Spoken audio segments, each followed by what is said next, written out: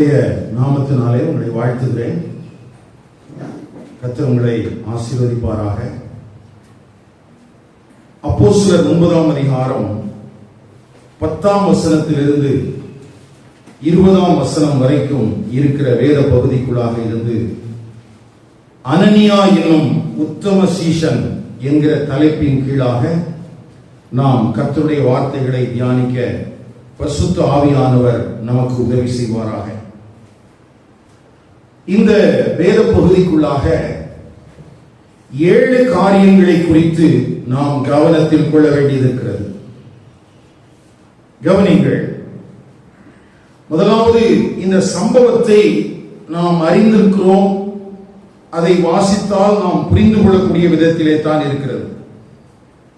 அதே நேரத்தில் இங்கே எழுதப்பட்டிருக்கிற சில வார்த்தைகளின் அடிப்படையில் இன்றைய திருச்சபைக்கு மிகவும் அவசியமான அத்தியாவசியமான சில காரியங்களை குறித்தும் நாம் கவனத்தில் கொள்ள வேண்டியது இருக்கிறது. ஆகவே அந்த அடிப்படையில் இந்த செய்தியை தியானிக்க கர்த்தருடைய ஆவியானவர் நமக்கு உதவி செய்வாராக. அப்போஸ்தலர் நடவடிக்கைகள் புத்தகத்தில் 3 அனனியா என்கிற நபர்களை பார்க்க முடியும். எத்தனை நபர்? 3 நபர்கள். முதலாவது அனனியா 5ஆம் அதிகாரத்தில் சப்பிராள் என்று சொல்லும்போது உடனடியாக நமக்கு புரிந்து கொள்ள முடியும். ஆதி திருச்சபையிலே ஒரு அகாலமான மரணத்தை அடைந்த ஒரு தம்பதியர். அடுத்தது இன்றைக்கு நாம் பார்க்க போகிற அனனியா என்கிற தேவனுக்கு தன்னை ஒப்புக் கொடுத்திருந்த ஒரு சீஷன். அடுத்ததாக 23ஆம் அதிகாரத்திலே அனனியா என்கிற ஒரு பிரதான ஆசாரியனை குறித்தும் நாம் பார்க்கிறோம். அப்போ அப்போஸ்தலர் நடவடிக்கைகள் புத்தகத்தில் 3 அனனியாக்களை நாம் பார்க்க முடியும். ஒன்று நமக்கு எச்சரிப்பாக கொடுக்கப்பட்டிருக்கிறது, ஒன்று நமக்கு மாதிரியாக கொடுக்கப்பட்டிருக்கிறது, ஒன்று அன்றைக்கு இருந்த தேவாலயத்திலே பிரதான ஆசாரியனாய் இருந்த அனனியா. இந்த நமக்கு மாதிரியாக கொடுக்கப்பட்டிருக்கிற அனனியாவினுடைய வாழ்க்கையிலிருந்து நாம் கற்றுக்கொள்ள வேண்டிய அல்லது இந்த சூழலில் இருந்து நாம் புரிந்து கொள்ள வேண்டிய மிக முக்கியமான ஒரு காரியம் என்னவென்றால், இங்கே வசனத்திலே இந்த திரையிலே நமக்கு அந்த வசனம் போடப்பட்டிருக்கிறது. தமஸ்குவிலே அனனியா என்னும் பேருள்ள ஒரு சீஷன் இருந்தான். அவனுக்கு கர்த்தர் தரிசனமாகி அனனியாவே என்றார். அவன், ஆண்டவரே இதோ அடியேன் என்றான். கவனிங்கள். இதோ அடியேன் என்று சொல்லுகிற இந்த அர்ப்பணம் அல்லது இதற்கு ஒத்த பாடல்கள் இன்றைக்கு வெகுவாக ஜனங்களை கவர்கிறது. நாம் கூட ஆராதிக்கும் போது அடியேன் இதா அப்படின்னு சொல்லி நம்ம ஒப்பு கொடுத்தோம், அப்படி நம்ம பாடணும். ஆனால் அப்படி பாடின நம்முடைய ஒப்பு கொடுத்தலுக்கும் இந்த தமஸ்குவின் அனனியாவின் வாழ்வுக்கும் இருக்கிற வித்தியாசத்தை நாம் கவனத்தில் கொள்ள வேண்டியது அவசியம். கவனிங்கள். ஒருவேளை அனனியா இதே போன்ற ஒரு சபை கூடி வருதலின் போது இந்த அர்ப்பணத்தை உடையவனாக இருக்கவில்லை. தனிப்பட்ட வாழ்வில் தேவனோடு இருக்கிற உறவின் அடிப்படையிலேயும் தேவனுக்கு என்று அவன் தன்னை ஒப்புக் கொடுத்தவனாக காணப்பட்டான். இப்ப நம்ம சபையா கூடி வந்திருக்கிறோம். இந்த நேரத்தில் காங்கிரிகேஷனல் வொர்ஷிப்ல நம்ம எல்லாரும் சேர்ந்து பாடணும், ஆண்டவரே எங்களை உம்முடைய பாதத்திலே தருகிறோம் என்று. ஆனால் இங்கே சொல்லப்பட்டிருக்கிற இந்த தமஸ்குவின் அனனியா அவன் அந்தரங்க வாழ்க்கையிலேயும் தேவனுக்கு என்று தன்னை ஒப்புக் கொடுத்தவனாக இருந்தான். வேதத்திலே பழைய ஏற்பாட்டிலே 3 நபர்கள் இப்படி தன்னை ஒப்புக் கொடுத்ததாக நாம் பார்க்கிறோம். 1 ஆபிரகாம், 2 சாமுவேல், 3 ஏசாயா தீர்க்கன். இந்த 3 நபர்களும் வித்தியாசமான சூழல்களில் வித்தியாசமான காலங்களில் அவர்கள் ஆண்டவரிடத்திலே இதோ எங்களை படைக்கிறோம் என்று சொல்லி அவர்கள் ஒப்புக் கொடுத்திருக்கிறார்கள். ஆதியாகமம் 22 அதிகாரம் 1 வசனம், ஏசாயா 6 அதிகாரம் 8 வசனம் ஆகிய வசனங்களை பார்க்கும்போது இந்த பரிசுத்தவான்கள் தேவ தரிசனத்தை பார்க்கும்போது அல்லது தேவனோடு தனிப்பட்ட விதத்திலே ஒரு தொடர்பு இருக்கிற போது, ஆண்டவரே என்னை உமக்கு தருகிறேன் என்று சொல்கிற அர்ப்பணத்திலே தங்களை படைக்கிறதை நாம் பார்க்க முடியும். கவனிங்கள், அதுல ஏசாயா தீர்க்கதரிசியினுடைய அர்ப்பணம் ரொம்ப கவனத்தில் கொள்ள வேண்டியது. இன்றைக்கு ஊழியத்தில் ஒரு வளர்ச்சியை நாம் எதிர்பார்க்கிறோம், பெரிய காரியங்களை நாம் செய்ய வேண்டும் என்று எதிர்பார்க்கிறோம். அப்படி பெரிய காரியங்களை குறித்து ஆண்டவர் சொல்வாரானால் உடனடியாக நம்மை அர்ப்பணிப்பதற்கு ஆயத்தமாக இருக்கிறோம். கவனிங்கள், கர்த்தருடைய ராஜ்யத்தின் பணிகளிலே நாம் செயல்படுவதற்கு, பிரயோஜனப்படுவதற்கு நாம் வாஞ்சிக்கிறோம். ஆனால் அதே நேரத்திலே நாம் எதிர்பார்ப்பது போல அது வளர்ச்சி உள்ளதாக இருக்க வேண்டும். நாம் எதிர்பார்ப்பது போல அது செழிப்புள்ளதாக இருக்க வேண்டும். நாம் எதிர்பார்ப்பது போல ஒரு திரள் கூட்டத்துக்கு இருக்க வேண்டும். இப்படி யோசிச்சு பாருங்களேன். இப்போ நீங்க ஜெபம் பண்ணிட்டு இருக்கீங்க, ஆண்டவர் உங்ககிட்ட சொல்றாரு, நான் உன்னை திரள் கூட்டத்துக்கு ஒரு பெரிய ஊழியனாக மாற்றப் போகிறேன் என்று உங்களிடத்திலே, உங்களுடைய பணித்தளத்திலே சொல்லுவாரானால் நீங்கள் என்ன சொல்வீர்கள்? உடனடியாக ஆண்டவரே நான் வருகிறேன் என்று சொல்லிக் கொடுப்போம். ஏனென்றால் என்னுடைய எதிர்பார்ப்புக்கு ஏற்றார் போல இருக்கிறது. நான் உலகத்திலே ஒரு பிரபலமான மனிதனாக இருக்க முடியும், நல்ல செழிப்பான மனிதனாக இருக்க முடியும், திரள் கூட்ட ஜனங்களுக்கு முன்பதாக நின்று இயேசு நல்லவர் என்று முழங்குவதற்கு எனக்கு ஆண்டவர் வாய்ப்பு தந்திருக்கிறார் என்பதனாலே நாம் எந்த விளைவுகளை குறித்து நாம் கவலைப்பட மாட்டோம். உடனடியாக ஆண்டவரே இதோ அடியேன் என்று ஒப்புக் கொடுத்து விடுவோம். நான் சொல்ற புரியுது தானே? அதே நேரத்தில் தேவ ஜனங்களுக்காக நீ பாடுகளை சகிக்க வேண்டும் என்று சொன்னால், அதே நேரத்தில் நீ ஒரு சிறு கூட்ட மக்களுக்காக பணியாற்ற வேண்டும் என்று சொன்னால் நாம் என்ன சொல்வோம்?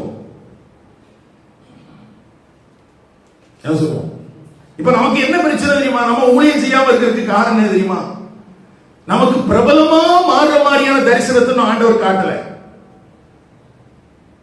அப்படி பிரபலமா இருக்கக்கூடிய ஒரு தரிசனத்தை உங்களுக்கு காமிச்சிருந்தாருன்னா நான் சொல்ல வேண்டிய அவசியமே இல்லை, நீங்களே ஒப்பு கொடுத்துப்பீங்க. ஆனா இந்த அனனியா என்கிற உத்தம சீஷனின் வாழ்வில் இருந்து நாம் கற்றுக்கொள்ள வேண்டிய மிக முக்கியமான பாடம், அவன் தன்னுடைய வாழ்க்கையில் ஆண்டவர் என்ன செய்ய போகிறார் என்றோ அல்லது எதற்காக தன்னை அர்ப்பணிக்கிறோம் என்றோ எந்த காரியங்களும் அவனுக்கு புலப்படுவதற்கு முன்பதாகவே ஆண்டவர் அவனுக்கு தரிசனமானார். உடனடியாகவே ஆண்டவருக்கு தன்னை ஒப்புக் கொடுக்கிறார். ஒரே வார்த்தை தான், அனனியாவே இந்த காலை நேரத்துல உங்க பேரை சொல்லி கூப்பிட்டாருன்னா உடனடியே நான் என்ன ஒப்பு கொடுக்கிற ஆண்டவரே எத்தனை பேர் சொல்ல முடியும்? நான் சொல்ற புரியுதா? ஒரு காட்சியை கொடுத்த பின்பு அந்த காட்சிக்கு ஏற்றாற் போல நாம் செயல்படுவதற்கு நாம் ஆயத்தமாக இருக்கிறோம். ஆனால் இங்கே அப்படி இல்லை. ஏசாயா தீர்க்கதரிசியுடைய வாழ்க்கையிலையும் ஆண்டவர் ஒரு பரலோக தரிசனத்தை காண்பித்தார். அதை திரும்பவும் திரும்பவும் நாம் பேசுகிறோம். சபைகளிலே திரும்பவும் திரும்பவும் பிரசங்கம் பண்ணப்படுகிறது. உசியா ராஜா மரணமடைந்த வருஷத்திலே ஏசாயா ஒரு தரிசனம் கண்டான். அந்த தரிசனத்திலே அங்கே தூதர்கள் பரிசுத்தர் பரிசுத்தர் என்று ஓயாமல் பாடிக்கொண்டிருந்தார்கள். அதை திரும்பவும் திரும்பவும் நாம் பாடுகிறோம், அதை பேசுகிறோம். ஆனால் அதை தொடர்ந்த நிகழ்வு என்ன? அங்கே ஏசாயாவுக்கும் ஆண்டவருக்கும் நடுவில் ஒரு கான்வர்சேஷன் நடக்குது. ஆண்டவர் கேட்கிறாரு, எனது காரியமாய் யார் போவான்? ஏற்கனவே ஊழியத்தில் தான் இருக்கிறான், ஏற்கனவே அவன் ஒரு தீர்க்கதரிசியாகத்தான் இருக்கிறான். இப்பொழுது ஆண்டவர் அவனிடத்தில் கேட்கிறார், எனது காரியமாய் யார் போவான்? உடனே அவன் சொல்றான், அடியேதான் நான் போகிறேன் ஆண்டவரே. சொன்ன மாத்திரத்தில் ஆண்டவர் அவனுக்கான டாஸ்க் கொடுக்கிறார். என்ன டாஸ்க்? நீ ஊழியம் செய்வ, ஆனா ஒருத்தனும் ரட்சிக்கப்பட மாட்டான். இருக்கிறீங்களா? பைபிள் அப்படிதான் இருக்குது. நீ ஊழியம் செய்வ, ஆனா என்ன செய்ய மாட்டாங்க, ஒருத்தரும் ரட்சிக்கப்பட மாட்டாங்க. மீதியானவர்கள் பாதுகாக்கப்படுவார்கள். இந்த காட்சியை புதிய ஏற்பாட்டு திருச்சபை மறந்துவிடக் கூடாது. ஏனென்றால் இதோடு தொடர்புடைய வசனங்கள் 6 முறை புதிய ஏற்பாட்டிலே மேற்கோள் காட்டப்பட்டிருக்கிறது. பரலோக தரிசனத்தை வைத்து அல்ல, இஸ்ரவேல் ஜனங்களின் இருதய கடினத்தை குறித்து பேசும்போதெல்லாம் இயேசுவும் சரி அப்போஸ்தலர்களும் சரி இந்த வசனத்தை மேற்கோள் காட்டி தான் பேசுகிறார்கள். அப்படியானால் ஒரு மனிதன் தன்னை தேவனுக்கு என்று ஒப்புக் கொடுக்கிறான். அவன் செய்ய போகிற ஊழியத்தின் விளைவாக என்ன பலன்கள் உண்டாக போகிறது என்றால் ஆண்டவர் சொல்றாரு, ஒருத்தரும் கேட்க மாட்டான். காண்கிறவர்களும் கேட்கிறவர்களும் இருதயம் கடினப்பட்டவர்களாக காணப்படுவார்கள். யோசிச்சு பாருங்க, இன்னைக்கு அப்படி ஒரு வேலையை செய்ய சொல்லி நம்ம கிட்ட சொன்னாருன்னா நாம என்ன சொல்லுவோம்? வேற ஆளை போய் பாருங்க. ஆனா ஒண்ணு தெரியுமா, அந்த நாட்களில் ஏசாயா தீர்க்கதரிசியின் மூலமாக பலன்களை அவன் பார்க்க முடியவில்லை. ஆனால் காலங்கள் கடந்தும் அவனுடைய வார்த்தைகள் இன்றைக்கும் தேவ ஜனங்களை உயிர்ப்பித்துக் கொண்டே தான் இருக்கிறது. அப்படியானால் நம்மை பொறுத்த வரைக்கும் நமக்குள்ள இருக்கிற எண்ணங்களுக்கு ஏற்றாற் போல ஆண்டவர் ஒரு வேலையை நம்மிடத்திலே சொல்வாரானால் அதை செய்வதற்கு நாம் ஆயத்தமாக இருக்கிறோம். அதுல நமக்கு பிரச்சனை ஒண்ணும் இல்லை. இப்ப என்கிட்ட வந்து நீ கூடலூர்ல ஊழியம் செய் தம்பி அப்படின்னு சொல்லியிருந்தாருன்னா உடனே நான் செஞ்சிருப்பேன். ஏன்னா ஈரோட்ல வருஷத்துல என்றைக்காவது சில நாட்களில் தான் இப்படி ஒரு கிளைமேட் இருக்குது. அங்க எப்பவுமே இப்படிதான் கிளைமேட் இருக்கும். அதனால அது ரொம்ப சௌகரியமா இருக்கும். வேர்வை வராது. ஒரு நாள் குளிச்சா போதும், ஒரு வாரம் குளிக்காமலே சுத்தலாம். ஆனா நம்முடைய எதிர்பார்ப்புக்கு மாறான காரியங்கள் ஆண்டவரிடத்திலிருந்து வரும்போது நம்மால் ஏற்றுக்கொள்ள முடிவதில்லை. கவனிங்கள் ஐயா. ஆனால் அங்கே தான் இங்கே சீஷனாகிய இந்த அனனியா என்பவன் மேலே நிற்கிறான். அவன் சொன்ன எந்த காரியத்திலும், ஆண்டவருக்கு படைத்த எந்த காரியத்திலும் மறு பேச்சு பேசவே இல்லை. ஆகவே தான் அவனுடைய அந்த ஒப்புக் கொடுத்தலின் அடிப்படையிலே எங்கே என்கிற கேள்விக்கு பதில் இருக்கிறது, யாருக்கு என்பதில் பதில் இருக்கிறது, எப்போது என்பதில் பதில் இருக்கிறது, ஏன் என்கிற கேள்விக்கு பதில் இருக்கிறது, என்ன செய்ய வேண்டும் என்பதற்கும் பதில் இருக்கிறது. என்னதுக்கு என்ன கேள்விக்கெல்லாம் பதில் இருக்குது? எங்கே, யாருக்கு, எப்போது, ஏன், என்ன செய்ய வேண்டும், எல்லா கேள்வி. இன்றைக்கு அநேகருக்கு இந்த கேள்விகள் எல்லாம் இருக்கிறது, பதில் இல்லை. பக்கத்துல கையை பிடிச்சு சொல்லுங்க, உங்களை தான் சொல்றேன். ஊழியம் செய்யணும்னு ஆசையா இருக்கு, ஆனா எங்க போறதுன்னு தெரியல. ஊழியம் செய்யணும்னு ஆசையா இருக்கு, ஆனா யாருக்கு சொல்றதுன்னு தெரியல, எப்போ சொல்றதுன்னு தெரியல. ஏன்? அதுக்கு காரணம் என்ன? ஆண்டவருக்கு நம்மை ஒப்படைத்திருக்கிறதுல இருக்கிற குறைவுகள். இங்கே அனனியா என்கிற தமஸ்குவில் உள்ள ஒரு சீஷன் இந்த காலை நேரத்தில் நமக்கு கற்றுக் கொடுக்கிற ஒரு பாடம் என்னவென்றால், ஆண்டவருக்கு என்று என்னை முழுவதுமாக தத்தம் செய்து விடுகிற போது அவர் எங்கே செல்ல வேண்டும் என்று சொல்கிறார், யாருக்கு செல்ல வேண்டும் என்று சொல்கிறார், எப்போது செல்ல வேண்டும் என்று சொல்கிறார், ஏன் சொல்ல வேண்டும் என்று சொல்லி சொல்கிறார், அடுத்தது என்ன சொல்லணும்னு சொல்றார். எங்க? நேர் தெருவுக்கு போ. எங்க போ? நேர் தெருவுக்கு போ. யாருக்கு? சவுல். பேரை சொல்லி ஊரை சொல்லி சொல்ற. அடுத்து எப்போது? இப்போ. இப்போ உடனே. ஆண்டவரே கொஞ்சம் நான் ஏதாவது உறுதிப்படுத்திக்கிட்டுமா? நீங்க தான் சொல்றீங்களா? இல்ல. எப்போ போகணுமா? இப்போ. நமக்கு தமிழ் பைபிள்ல இதோ அப்படிங்கிற ஒரு வார்த்தை மிஸ் ஆயிருக்குது. கேஜேவில பிஹோல்ட் அப்படின்னு இருக்குது. அந்த வார்த்தை தமிழ் பைபிள்ல இல்ல. இதோ அவன் ஜெபம் பண்ணி கொண்டிருக்கிறான். அதனால இப்போதே போ. ஏன் போனோம்? அவன் என்கிட்ட ஜெபம் பண்ணிட்டு இருக்கிறான். அவன் என்கிட்ட ஜெபம் பண்ணிட்டு இருக்கிறான். என்ன செய்யணும்? நீ போ.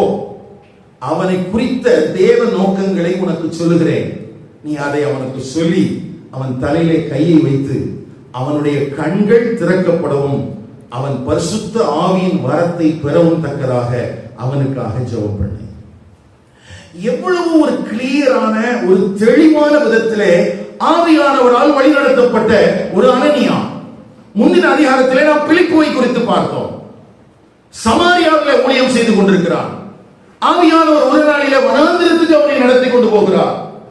ஓடுகிற ரதத்துக்கும் இணையாக ஓடி ரதத்தோடு சேர்ந்து கொண்டு ரதத்தில் வாசித்துக் கொண்டிருந்த அந்த ஏசாயா தீர்க்கதரிசன புத்தகத்துக்கு விளக்கத்தை சொல்லி கிறிஸ்துவை குறித்து பேசி அவனை ஞானஸ்நான சத்தியத்திற்குள்ளே நடத்தின அந்த ஆவியானவருடைய நடத்திப்பை கடந்த நாட்களிலே தியானித்தோம்.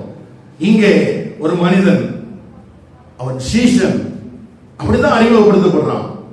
வேதத்துல துவக்க கால சபையில பயன்படுத்தப்பட்டிருக்கிற வார்த்தைகளை குறித்து நாம் கவனிக்க வேண்டும். சில இடங்களில் பரிசுத்தவான்கள் என்று எழுதப்பட்டிருக்கிறது, சில இடங்களில் சீஷன் என்று எழுதப்பட்டிருக்கிறது. இந்த இடத்துல சீஷன் ஒருவன் தன்னை தேவனுக்கு என்று படைக்கிறான். படைக்கப்பட்ட அவனுக்கு என்ன செய்ய வேண்டும் என்று தீர்க்கமாக உரைக்கப்படுகிறது. இந்த காலை நேரத்தில் உங்களுடைய அர்ப்பணம் உண்மையுள்ளதாக இருந்தால், உங்களுடைய அர்ப்பணம் உண்மையுள்ளதாக இருந்தால், பாடும்போது பாடினோம் அல்லவா, அடியேனிதான் ஆனா என்று, அது உண்மையாக இருக்கும் பட்சத்தில் நாம் என்ன செய்ய வேண்டும் என்பதை குறித்தும் தெளிவாய் திட்டமாய் போதிக்கிற தேவன் இன்றைக்கும் ஜீவனோடு இருக்கிறார். ஆனா நமக்கு என்ன தெரியுமா பிரச்சனை? அவர் சொன்னாலும், ஆண்டவரே இது கொஞ்சம் கஷ்டமாச்சே. ஏற்கனவே சொன்ன மாதிரி ஒரு பிரபலமான நம்முடைய மனதில் இருக்கிறது மாதிரியான ஒரு ஊழியத்தை செய்வதற்கு சொல்வாரானால் நமக்கு ஒரு பிரச்சனையும் இல்லை, ஒரு பிரச்சனையுமே இல்லை. ஆனா நம்முடைய எண்ணங்களுக்கு மாறான ஒரு காரியத்தை சொல்லும் போது அதை ஏற்றுக்கொள்வதில் நமக்கு நிறைய பிரச்சனைகள் இருக்குது. ஆனா இன்றைக்கு நாம் தியானித்துக் கொண்டிருக்கிற இந்த மனிதன் நமக்கு ஒரு முன்னுதாரணமாக இருக்கிறான். இரண்டாவது, அவன் தரிசனம் கண்டான். அவன் என்ன பார்த்தான்? தரிசனம். இந்த தரிசனம் என்கிற வார்த்தையை குறித்து அல்லது தரிசனம் என்கிற அனுபவத்தை குறித்து இன்றைய கால திருச்சபைகள் மிகவும் கவனமாக இருக்க வேண்டியது அவசியம். இன்றைக்கு அநேகர் சொல்கிறார்கள், நாங்கள் தரிசனத்தை கண்டோம், சொப்பனத்தை கண்டோம் என்று சொல்கிறார்கள். ஆனால் எழுதி தரப்பட்டிருக்கிற வேத வசனத்திற்கு முரண்பட்ட விதத்திலேயே அநேகருடைய தரிசனங்களும் சொப்பனங்களும் இருக்கிறது. திரும்ப ஒரு முறை சொல்றேன், இன்றைக்கு பார்க்கிற அநேக சொப்பனங்களும் தரிசனங்களும் எழுதி தரப்பட்டிருக்கிற வேத வசனத்துக்கு முரண்பட்டதாகவே காணப்படுகிறது. ஆகவே அந்த தரிசனமும் சொப்பனமும் தேவனிடத்திலிருந்து வந்ததாக இருப்பதற்கு வாய்ப்பு இல்லை. தேவனிடத்திலிருந்து வந்த கர்த்தருடைய வார்த்தையும் தேவனிடத்திலிருந்து ஒருவேளை சொப்பனம் காண்பிக்கப்படுமானால், தரிசனம் காண்பிக்கப்படுமானால் அது இணைந்து பயணிக்குமே ஒழிய அது முரண்பட்டு நிற்காது. அது எப்படி இருக்காது? முரண்பட்டு நிற்காது. இந்த தரிசனத்தை குறித்து ஏன் சபை கவனமாக இருக்க வேண்டும் என்றால், எல்லா காலத்திலும் தரிசனத்தை நான் பார்த்தேன் என்று சொல்லுகிற அநேக மனிதர்கள் தான் திருச்சபையை பாழாக்கி இருக்கிறார்கள். திருச்சபை என்ன செஞ்சிருக்கிறாங்க? பாழாக்கி இருக்கிறாங்க. அதாவது வேத வசனத்தை அறியாமல் பாழாக்கினவர்களை காட்டிலும் அறிந்தும் தங்களுக்கு ஒரு சொப்பனம் காண்பிக்கப்பட்டதாக, தங்களுக்கு ஒரு தரிசனம் காண்பிக்கப்பட்டதாக நம்புகிற அநேக ஊழியர் என்கிற பெயரில் இருந்த மனிதர்கள் தான் அன்றைக்கும் கடந்த காலங்களிலும் சரி நிகழ்காலத்திலும் சரி சபையை பாழாக்கி கொண்டிருக்கிறார்கள். இரண்டு பேருடைய பெயரை உங்களுக்கு நான் சொல்ல விரும்புகிறேன். ஒருவருடைய பெயர் ஜிம் ஜோன்ஸ், அமெரிக்கா தேசத்தை சார்ந்தவர். 1931 வருடத்திலே பிறந்து 1978 வருடத்திலே தற்கொலை செய்து மரித்தவர். இவர் தனியாக மரிக்கவில்லை, இவரோடு 918 சபை மக்களையும் சேர்த்து சயனைடு குடிக்க வைத்து மடித்தார், அங்க மரிக்க வைத்தார். அதில் 17 வயதுக்கு உட்பட்ட குழந்தைகள் மாத்திரம் 300 பேர். கவனிங்களையா, இந்த மனிதன் யாரை பின்பற்றினான் என்றால், வில்லியம் பிரென்ஹாம் என்று சொல்லப்படுகிற அந்த லேட்டர் டே ரெயின்ஸ், லேட்டர் ரெயின் மூவ்மென்ட்ஸ், பின்மாறி மழை ஊழியங்கள் என்று சொல்லப்படுகிற பெரிய வஞ்சகத்துக்கு காரணமாக இருந்த வில்லியம் பிரென்ஹாமை பின்பற்றினான். நாங்கதான் ஃபுல் காஸ்பல்னு சொன்னோம். இன்றைக்கு பெந்தெகோஸ்தே மார்க்கத்துக்குள்ள இருக்கிற அநேக நூதனமான உபதேசங்களுக்கு வித்திட்ட இந்த ஜிம் ஜோன்ஸும் சரி, இந்த வில்லியம் ரென்ஹாமும் சரி, தரிசனத்தையும் சொப்பனத்தையும் குறித்து திரும்ப திரும்ப பேசினார்கள். ஆனால் ஒன்றும் வேதத்தின்படியானது அல்ல. இன்றைக்கும் அதே பெயர்களுடைய அனுபவத்தின் காரியங்களை சார்ந்து கொண்டு நம்முடைய தேசத்திலும் நம்முடைய பட்டணத்திலும் ஊழியம் செய்கிறவர்கள் இருக்கிறார்கள். சபையை எச்சரிக்கையாயிரு. வில்லியம் பிரன்ஹாமையும் இந்த ஜிம் ஜோன்ஸையும் பின்பற்றுகிற ஒரு பெரிய திரள் கூட்டம் இருக்கிறது. அது தேவனுடைய வார்த்தைக்கு நேராக அல்ல, தங்களுக்கு நேராக ஜனங்களை இழுத்து இந்த ஜிம் ஜோன்ஸுடைய காரியங்களை குறித்து சொல்றதா இருந்தா ஒரு பிரசங்கம் பத்தார், 1 மணி நேரம் பத்தார். கடைசியா நான் சொன்னது அந்த 918 பேர் கொல்லப்பட்டது. ஆனா அதுக்கு நடுவுல 47 வருடங்கள் மாத்திரமே உயிரோடு இருந்த அந்த மனிதன் கிறிஸ்தவத்துக்கு காண்பித்த அருவருப்புகள் அதிகம். ஆனால் அந்த மனிதனுடைய கொள்கைகளைத்தான் இன்றைக்கு அநேக போதகர்களும் அநேக விசுவாசிகளும் தங்களுக்கு ஒரு சாதகமான காரியமாக இருக்கிறபடினாலே அதை கடைபிடிக்கிறவர்களாக இருக்கிறார்கள். ஐயா, இந்த உத்தம சீசன் அனனியா பார்த்த தரிசனத்திற்கும் இன்றைக்கு தரிசனங்கள் என்கிற பெயரிலே, சொப்பனங்கள் என்கிற பெயரிலே சபைகளை வஞ்சிப்பதற்கும் காணப்படுகிற வித்தியாசத்தை நீங்கள் புரிந்து கொள்ளுங்கள். இரண்டாவது மனிதன் Joseph Smith. மார்மனிசத்துக்கும் later day science என்று சொல்லப்படுகிற எல்எஸ்எஸ் என்று சொல்லப்படுகிற இயக்கத்தாருக்குமான தலைவன். இவனும் தரிசனத்தினாலும் சொப்பனத்தினாலும் இயக்கப்படுகிறேன் என்று சொன்னான். ஆனால் இன்று வரைக்கும் இவன் மூலமாக ஸ்தாபிக்கப்பட்ட தேவ சபைக்குள்ளே, தேவ சபை என்கிற பெயரிலே இருக்கிற அந்த ஜனங்கள் குருட்டாட்டம் பிடித்தவர்களாக இருக்கிறார்கள். மாத்திரமல்ல, சத்துருவின் பிடியில சிக்கினவர்களாக இருக்கிறார்கள்.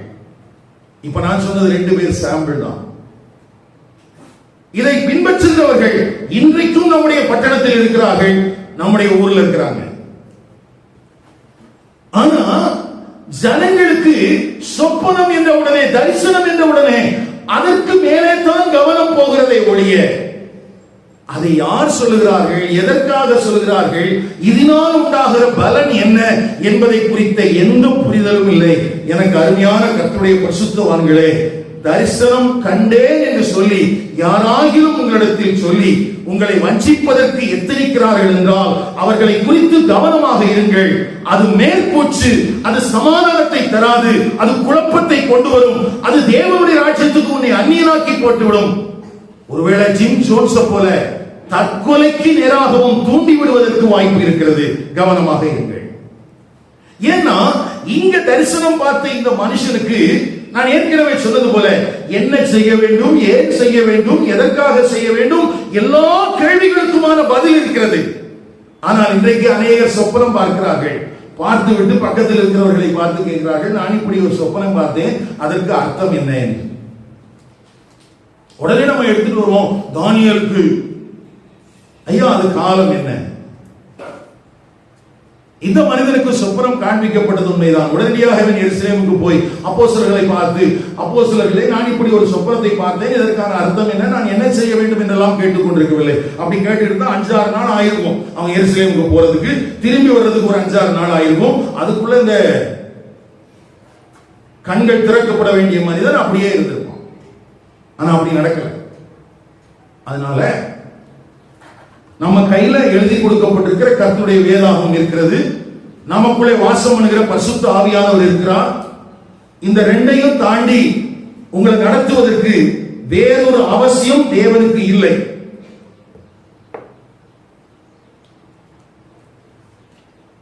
ஏற்றுக்கொள்ள முடியுதா? இல்ல பிரதர், இல்லைனாலும் ஆண்டவர் ஏதாவது காமிக்கணும்ல. இப்படியே சொல்லி சொல்லி சொல்லி சொல்லி ஆண்டவர் காண்பிக்காத ஒன்றை காண்பித்ததாக சொல்லி ஜனங்களை வஞ்சிக்கப்படுகிறோம், இடரப்படுகிறோமே அல்லாமல் இதுவரைக்கும் சொப்பனத்தை பார்த்து கட்டி எழுப்பப்பட்டவங்க யாரையும் காணும். அதனால தவறான உபதேசங்களுக்கு வித்திடக்கூடிய தரிசனம் காண்பதை குறித்தும் சொப்பனம் காண்பதை குறித்தும் திருச்சபையின் மக்கள் கவனமாக இருக்க உங்களை அன்பாய் கேட்டுக் கொள்கிறேன். இல்ல பிரதர் அப்படின்னு சொன்னீங்கன்னா அது உங்கள் பாடு, அந்த இரத்தப்பழி உங்களை சார்வதாக. ஏன்னா சரித்திரத்தில் எங்கேயுமே ஒரு நிலை நின்ற பரிசுத்தவான்களை நீங்கள் காண்பிக்க முடியாது. நிலை நின்றவர்கள் இப்படிப்பட்ட காரியங்களுக்கு உடன்பட்டதாகவும் நாம் பார்க்க முடியாது. ஆகவே கர்த்தருடைய வேத வசனத்தின் வெளிச்சத்திலே நடப்பதற்கு எல்லா காலத்திலும் நாம் கவனமாயிருக்க கர்த்தருடைய ஆவியானவர் நமக்கு உதவி செய்வாராக. வேத வசனத்திலிருந்து போதிக்கும் போது நம்ம ஏன் ஏற்றுக்கொள்ள முடியறது இல்ல? சொப்பனம் அப்படின்னு சொன்ன உடனே நம்மளால ஏன் ஏற்றுக்கொள்ள முடியுதுன்னா, இது என்னுடைய பாவங்களை சுட்டி காட்டுகிறது, என்னுடைய கீழ்ப்படியாமையை சுட்டி காட்டுகிறது, என்னுடைய தெய்வ பயமற்ற நிலைமையை சுட்டி காட்டுகிறது, என்னுடைய அர்ப்பண குறைவை சுட்டி காட்டுகிறது. என்னுடைய குறைவுகளை சுட்டி காட்டினா அதை நான் ஏத்துக்க மாட்டேன். என்னுடைய குறைவுகளை நம்மளை பொறுத்த வரைக்கும் சபையில கர்த்தர் பேசுகிறார் என்பதை எத்தனை பேர் ஏற்றுக்கொள்கிறீர்கள்? புதிய ஏற்பாட்டு திருச்சபையில் ஆண்டவர் பேசுறாரா? நம்ம சொல்றோம், ஆண்டவரே நீ பேசாத கல்லோ மண்ணோ மரமோ அல்ல, நீ பேசுகிற தெய்வம். எப்படி பேசுகிறார்? வேதத்தை வாசிக்கும் போது பேசுகிறார், வேதத்தை தியானிக்கும் போது பேசுகிறார், வேதம் பிரசங்கிக்கப்படும் போது பேசுகிறார். ஆனால் அவர் பேசுகிற போதெல்லாம் இது யாருக்கோ என்று நினைத்துக் கொள்கிறோம். அது ஏன் எனக்கானது என்று எடுத்துக்கொள்ளவில்லை. பேசப்படுவது கர்த்தருடைய வசனமாக இருக்கும் பட்சத்தில் ஏன் அதை நாம் நம்முடையதாக ஏற்றுக்கொள்ளவில்லை? காரணம், அது என்னுடைய வாஞ்சைக்கும் என்னுடைய விருப்பத்துக்கும் மாறாக இருக்கிறது. நான் எதிர்பார்ப்பது போல இல்லை. எனக்கு தேவை என்னன்னா ஒரு பூசி மொழுவக்கூடிய காரியங்கள் தான். நீ என்ன செஞ்சாலும் பரவாயில்ல, கவலைப்படாத, கர்த்தர் உன் கூட இருப்பார் அப்படின்னு சொன்னா அந்த ஊழியம் நல்ல ஊழியம். கர்த்தர் பேசுகிறார். சீழ் புதுக்கப்பட்டால், புண்கள் குணமாவதற்காக ரண சிகிச்சை செய்தால், ஐயோ அதெல்லாம் வேண்டாங்க. கவனிங்க, கர்த்தர் பேசுகிறார் என்று சொல்கிற நீயே கர்த்தர் பேசுவதை கேளாமல் போகிறாய். கவனமாயிரு, கவனமாயிரு. அப்ப இரண்டாவது, இந்த தரிசனம் அப்படிங்கிற காரியத்தை குறித்து இந்த வேத பகுதிக்குள்ள நம்ம எச்சரிக்கையா இருக்க வேண்டும். மூணாவது, நமக்கு வர்ற மாதிரி அவனுக்கு ஒரு பிரச்சனை, ஆனா ஒரு நியாயமான ஒரு கேள்வி அவனுக்குள்ள இருக்குது. 3ஆம் வசனத்தில் எப்படி இருக்குது? அதற்கு அனனியா, ஆண்டவரே, இந்த மனுஷன் எருசலேமில் உடைய பரிசுத்தவான்களுக்கு எத்தனையோ பொல்லாங்குகளை செய்தான் என்று அவனை குறித்து அநேகரால் நான் என்ன செய்திருக்கிறேன், கேள்விப்பட்டிருக்கிறேன். இப்போ பேரை சொன்ன உடனே இவனுக்கு புரிஞ்சிருச்சு, அங்க போ சொல்றாரு. நல்ல கவனிங்க, இவன் இருக்கிறது எங்க இருக்கிறான்? தமஸ்குல இருக்கிறான். வருகிற மனிதன் எங்க இருந்து வருகிறான்? எருசலேமில் இருந்து வருகிறான். எருசலேமில் இருந்து வந்து கொண்டிருக்கிற அந்த மனிதனை குறித்த செய்தி இவனுக்கு தெரிந்திருக்கிறது. எப்படி தெரிஞ்சது தெரியல. ஒருவேளை அன்றைக்கு சபைகளுக்குள்ள இந்த செய்தி பரம்பி இருக்கலாம், அல்லது பரிசுத்த ஆவியானவர் இவர்களுக்கு வெளிப்படுத்தி இருக்கலாம். எப்படியா இருந்தாலும் எருசலேம் சபைக்கு என்ன நேரிட்டுக் கொண்டிருக்கிறது என்பதை குறித்து ஒரு புரிதல் தமஸ்குவில இருந்த சீஷனுக்கு தெரிந்தது. நான் அடிக்கடி சொல்லுகிற ஒரு காரியம், நாம் கிறிஸ்துவின் சரீரமாகிய சபையில இணைக்கப்பட்டிருக்கிறோம். அப்படி இணைக்கப்பட்டிருக்கிற நாம் சக அவயவங்களுக்கு நேரிடுவது என்ன என்பதை குறித்த ஒரு அறிவு நமக்குள்ளே இருக்க வேண்டியது அவசியம். எது குறிச்சிருக்கணும்? சக அவயவங்கள். அது ஒருவேளை தேசம் கடந்தா இருக்கலாம், மொழி கடந்தா இருக்கலாம், எப்படியோ அங்கே நடக்கிற காரியங்களை குறித்து நாம் அறிந்திருக்க வேண்டும். பாருங்க, தெளிவா சொல்றான். இந்த மனுஷன், எந்த மனுஷன்? நீர் சொப்பனத்திலே தரிசனமாகி என்னிடத்திலே பேச சொல்கிறீரே, போக சொல்கிறீரே, அந்த மனுஷன் எருசலேமில் உள்ள பரிசுத்தவான்கள். இப்போ இங்க சபையில் இருக்கிற மனுஷர்களுக்கு சொல்லப்பட்டிருக்கிற பேர் என்ன? பரிசுத்தவான்கள். அவன் என்ன பண்றான்? எத்தனையோ பொல்லாங்குகளை செய்தான் என்று அவனை குறித்து ஒரு ஆள் இல்லையா, எல்லாரும் சொல்றாங்க. அப்படின்னா இவன் மனசுக்குள்ள என்ன இருக்குன்னா, ஆண்டவரே, நீர் என்னை தப்பாக வழி நடத்துகிறீரோ? இந்த சவுல் என்பவன் யார் என்று உங்களுக்கு தெரியுமா? நல்ல கவனிங்க. சில நேரத்துல நம்ம கிட்ட ஆண்டவர் சொல்லக்கூடிய டாஸ்க நம்ம ஏற்றுக்கொள்ள முடியாம இருக்கிறதுக்கு காரணம் என்ன தெரியுமா? இதே போன்ற மனுஷிகமான எண்ணங்கள் தான். இப்ப சொல்ற ஆண்டவருக்கு தெரியாதா? தெரியுமா? தெரியாது. சவுல் யாருன்னு தெரியுமா? தெரியும். அப்ப அனனியா இந்த வார்த்தை சொல்ல வேண்டிய அவசியம் என்ன?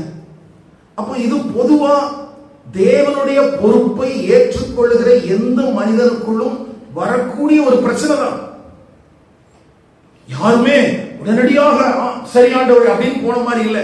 எல்லாருக்குள்ளயும் கொஞ்சம் அப்படியே தடுமாற்றமா இருக்கலாம். 1-2 பேர் வித்தியாசப்பட்டு இருக்கிறாங்க. சரி போட்டோம். இப்போ இவன் கேட்கிறான், ஆண்டவரே எப்படி அப்படின்னா, இவனுக்கு என்ன தெரியல.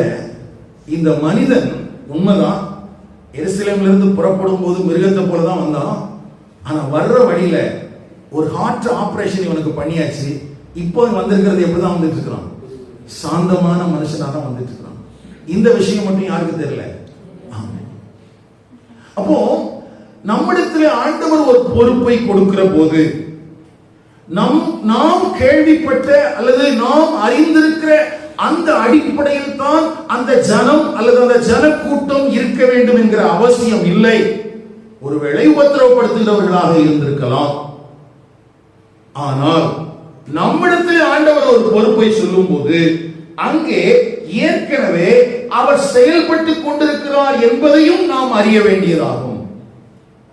நம்மகிட்ட ஒரு பொறுப்பை கொடுக்கிறாருன்னா அதுக்கு முன்னாலே யார் செயல்பட ஆரம்பிச்சிட்டாரு? ஆமா, இது ரொம்ப முக்கியம்.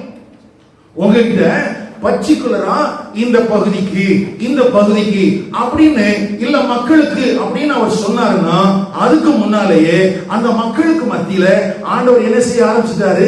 கிரியை செய்ய ஆரம்பிச்சிட்டாரு. அதுக்கு பிறகுதான் ஆண்டவர் நம்ம கிட்ட என்ன செஞ்சிருக்கிறாரு? பொறுப்பை கொடுத்திருக்கிறாரு.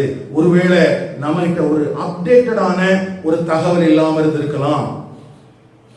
அப்போ மூன்றாவது காரியமாக நாம் இதில் கவனிக்க வேண்டிய காரியம் என்னன்னா, நாம் அறிந்திருக்கிறதின் அடிப்படையில் அல்ல, தேவன் சொல்லுகிறதின் அடிப்படையிலே தான் நாம் செயல்பட வேண்டும் என்று தேவன் எதிர்பார்க்கிறார். இன்னொரு விதத்தில் சொல்ல போனா இது அனனியாவுக்கு வைக்கப்பட்ட ஒரு சோதனையாக கூட இருக்கலாம். முதல்ல என்ன சொன்னா? ஆண்டவரே இதோ அடியேன் என்றான். அடியேன் என்றால் என்ன அர்த்தம்? நீர் எனக்கு ஆண்டவராக இருக்கிறீர், நான் உடைய வேலைக்காரனாக இருக்கிறேன், நீர் சொன்னால் நான் எதையும் செய்வதற்கு ஆயத்தமாக இருக்கிறேன். இப்போ ஒப்பு கொடுத்தாச்சு. இப்போ அவர் வேலையை சொல்றார். சொன்னா உடனே அது எப்படி ஆண்டவரே? ஆனா இந்த இடத்துல அவனுக்கு ஆண்டவர் வந்து உடனே கடிந்து கொள்ளல. அவர் சொல்றாரு பாருங்களேன். சாரி, அந்த வசனத்துக்கு போறதுனால நாலாவது அந்த வசனத்துல பாயிண்ட் பாத்தீங்கன்னா, இங்கேயும் அடுத்த தகவல் அவன் சொல்றான். ஏற்கனவே அவன் இப்படி செஞ்சிட்டு இருந்தான். இப்போ தமஸ்குவுக்கு வர்றதுக்கு கூட எதுக்கு தான் வர்றான்? இங்கேயும் உடைய நாமத்தை தொழுது கொள்கிற யாவரையும் கட்டும்படி அவன் பிரதான ஆசாரியர்களால். ரொம்ப அப்டேட்டடான ஒரு சீசன் பாருங்க. ரொம்ப ஆச்சரியம் இந்த வசனத்தை வாசிக்கும் போது. அவனுக்கு எல்லாம் தெரியுது. எருசலேம்ல இருக்கும் போது அவன் அப்படிதான் இருந்தான். அவன் தான் இப்ப எங்க வந்துட்டு இருக்கிறான். அப்போ மனதளவில் இந்த அனனியாவினுடைய இருதயம் உபத்திரவத்தை எதிர்கொள்வதற்கு ஆயத்தமாகி இருந்திருக்கலாம். இதெல்லாம் நம்ம கவனிக்கணும். இந்த நாட்களிலே நம்முடைய தேசத்திலே நடக்கிற அரசியல் சூழல்கள் உங்களை எதற்கு நேராக ஆயத்தப்படுத்தி இருக்கிறது? நமக்கு எல்லாம் என்ன தெரியுமா? யாராவது போய் சொன்னாங்கன்னா 2026ல ஆண்டவர் புதிய காரியத்தை செய்ய போறாருன்னு, ஆசீர்வாதமான இந்தியாவை கொடுக்க போறாருன்னு யாராவது குடுகுடுப்புக்கார மாதிரி சொன்னா உடனே நம்ம ஏத்துக்குவோம். ஆனா 15 வருடமாக நாம் பார்க்கிற, நாம் கேட்கிற அரசியல் சூழல்களை பார்த்து நாம் கற்றுக்கொள்ள வேண்டிய பாடம் என்ன என்பதை குறித்து திருச்சபை மனதில் கொள்வதே இல்லை. யாராவது ஒருத்தர் சொன்னா ஜனவரி 1ஆம் தேதி குடுகுடுப்புக்கார மாதிரி ஆசீர்வாதமான தமிழ்நாடு 15 வருஷம் ஆண்டவர் சொல்லி கொடுத்த பாடம் ஒரு நிமிஷத்துல போயிருக்கு.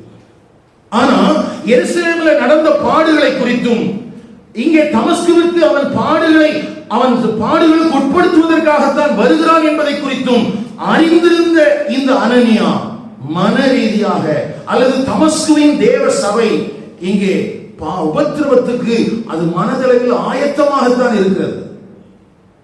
இதெல்லாம் நம்ம கவனத்தில் வைக்கணுங்க. இந்திய தேசத்தின் திருச்சபைகள் இன்றைக்கு எதற்கு ஆயத்தமாக இருக்கிறது? நம்ம திரும்ப திரும்ப சொல்றோம், தேசத்துல அரசியல் ரீதியான மாற்றங்கள் வருகிறது, தேசத்துல அரசியல் ரீதியான குளறுபடிகள் நிறைய இருக்கிறது, மேல்மட்டத்திலிருந்து கீழ்மட்டம் வரைக்கும் தேவ சனங்களுக்கு விரோதமான காரியங்கள் வருகிறது பேசுகிறோம். ஆனால் இது எனக்கு என்ன பாடத்தை கற்றுத் தருகிறது?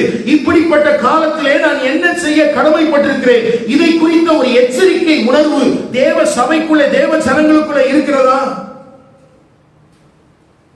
இப்படி நம்ம பேசிட்டோம்னா அவருக்கு விசுவாசமே இல்லை பிரதர் அப்படிங்கிறது.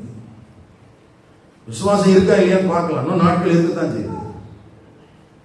யாருக்கு இருக்குதுன்னு பார்க்கலாம்.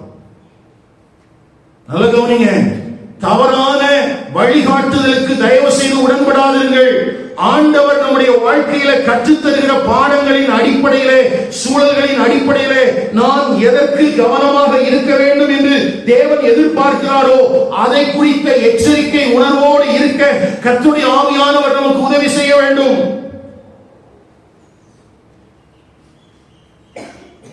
இதை குறித்து நாம் சபலப்பட வேண்டாம்.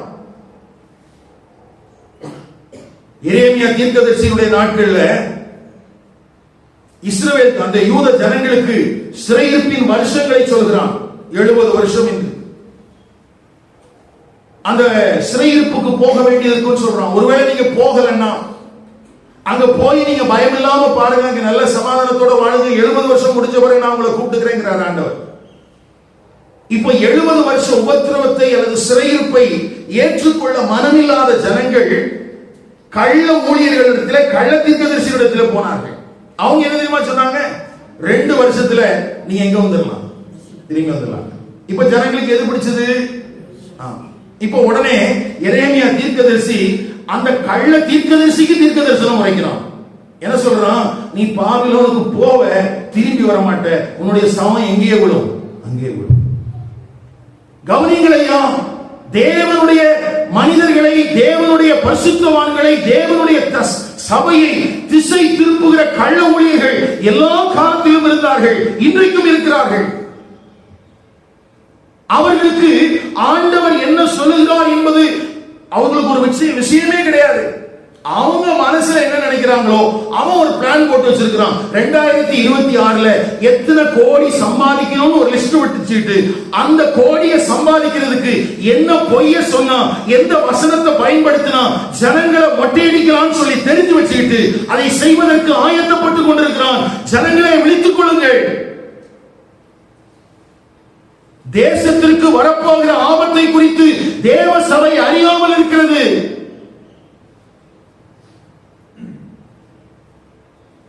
பொதுவா நமக்கு ஆபரேஷன் பண்ணும்போது அல்லது ஒரு நல்ல வலி வரக்கூடிய சிகிச்சை எல்லாம் கொடுக்கும்போது டாக்டர்கள் அனஸ்தீசியா கொடுக்கறாங்க, மயக்க மருந்து கொடுக்கறாங்க. அது எதுக்கு? அந்த வலி தெரியாம இருக்கு. இப்ப சபை என்னன்னா, தேவனுடைய காரியங்களை அறிய முடியாதபடிக்கு, உணர முடியாதபடிக்கு இப்படிப்பட்ட வஞ்சகங்களினாலே, கள்ள தீர்க்கதரிசிகளினாலே, அபத்தமான வார்த்தைகளினாலே, சமாதானம் சமாதானம் என்று மேற்பூச்சாய் பூசுகிற வார்த்தைகளினாலே சபையை மயக்கி வைத்திருக்கிறார்கள். இல்லை இல்லை,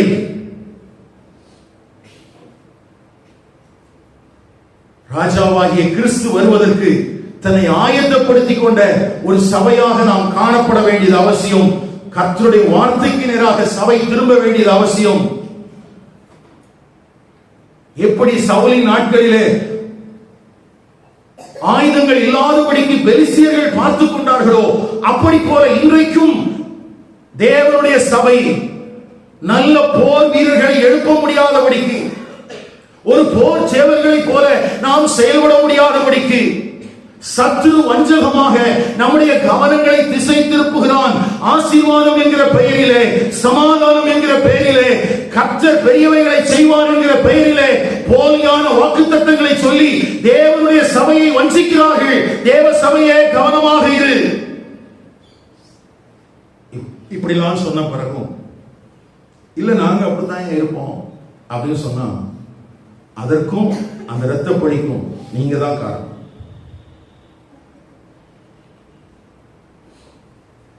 ஏன்னா எழுதி கொடுக்கப்பட்ட வேதத்துக்கும் சத்திய ஆவியானவருடைய நடத்திப்புக்கும் சம்பந்தமே இல்லாமல் திட்டமிடப்பட்ட காரியங்களை இங்கே சத்துரு சபைகளுக்கு நடுவே செய்து கொண்டிருக்கிறான். அது உண்மை இல்லை, அது உண்மை இல்லை. முன்னால இருக்கிற அவன் சத்ருட்ட சரண்டர் ஆயிட்டு போயிடுவான், கீழே இருக்கிற ஜனங்கள் மாட்டிக்குவாங்க. இவனுக்கு ரகசியமாய் பணிந்து கொள்வது என்பது எளிது. கோடிகளை கொட்டி கொடுத்தால் இன்றைக்கு இருக்கிற அரசியல் தலைவர்கள் வீழ்ந்து விடுவார்கள். நீங்கள் எதையும் கொட்டி கொடுக்க முடியாது. உங்களுக்குள்ள இருக்கிறது விசுவாசமும் கீழ்ப்படிதலும் தான். அதை காத்துக் கொள்ளுங்க. விசுவாசத்தையும் கீழ்ப்படிதலையும் உங்களுக்குள்ள இழக்க செய்த பின்பு நாம் நிர்கதியாய் நிற்போம், நிராயுதபாணிகளாக நிற்போம். அப்பொழுது நாம் சத்துருவை எதிர்கொள்ள முடியாது. முதல் நூற்றாண்டிலேயே பரிசுத்த பவுல் தீமோத்தேயுக்கு என்ன சொல்கிறான்? நீ ஒரு நல்ல போர் சேவகனை போல. அப்படின்னா முதல் நூற்றாண்டிலேயே ஒரு போர் சேவகனை போல ஒரு ஊழியன் செயல்பட வேண்டிய தேவை இருக்கிறது என்றால், போர் சேவகர்களை எழுப்ப வேண்டிய சபையாக எபேசு பட்டணத்தின் சபை இருக்கிறது என்றால், ஐயா 21வது நூற்றாண்டிலே தேவனுடைய சபை எத்தனையாய் அக்கறையோடு இருக்க வேண்டும், எத்தனையாய் விழிப்போடு இருக்க வேண்டும். ஆனாலும் நமக்கு நேரிடுகிற எந்த காரியங்களை குறித்தும் நமக்கு கவலை இல்லை. உங்களுக்கு தெரியுமா, நைஜர் என்று சொல்லுகிற தேசத்திலும், நைஜீரியா என்று சொல்லப்படுகிற ஆப்பிரிக்கா தேசத்திலும் அங்கு இருக்கிற ஜனங்கள் கூக்குரல் போடுகிறார்கள். ஒரு இன அழிப்பு நடைபெறுகிறது என்று சொல்கிறார்கள். பெரிய குழிகளை வெட்டி கூட்டம் கூட்டமாய் தினமும் பிணங்கள் பிணைக்கப்படுகிறது. கிறிஸ்தவர்கள் என்கிற ஒரே காரணத்துக்காக அதை பேசிக் கொண்டிருக்கிற எந்த மனிதனுடைய குரல் வலையையும் அந்த அரசாங்கம் நெருக்கிக் கொண்டே இருக்கிறது. நான் கடந்த நாட்கள் ஒரு வீடியோ காமிச்சேன். ஒரு எசேக்கியேல் அப்படின்னு சொல்லக்கூடிய ஒரு கர்த்தருடைய ஊழியக்காரன். கொஞ்ச நாளா அவரை இல்ல. அப்ப எனக்கு கொஞ்சம் கஷ்டமா இருந்துச்சு. என்னதான் ரொம்ப வைராக்கியமா அந்த மனுஷன் இருந்தாரு. நான் அவரை ஃபாலோ பண்ணிட்டு இருந்தேன், என்ன பண்றாரு, என்ன செய்யறாரு அப்படின்னு சொல்லி. கொஞ்ச நாள் ஆளை காணோம், ஒரு தகவலுமே இல்லை. அப்ப திடீர்னு ஒரு நாள் அவருடைய ஒரு வீடியோ வெளியே வந்துச்சு.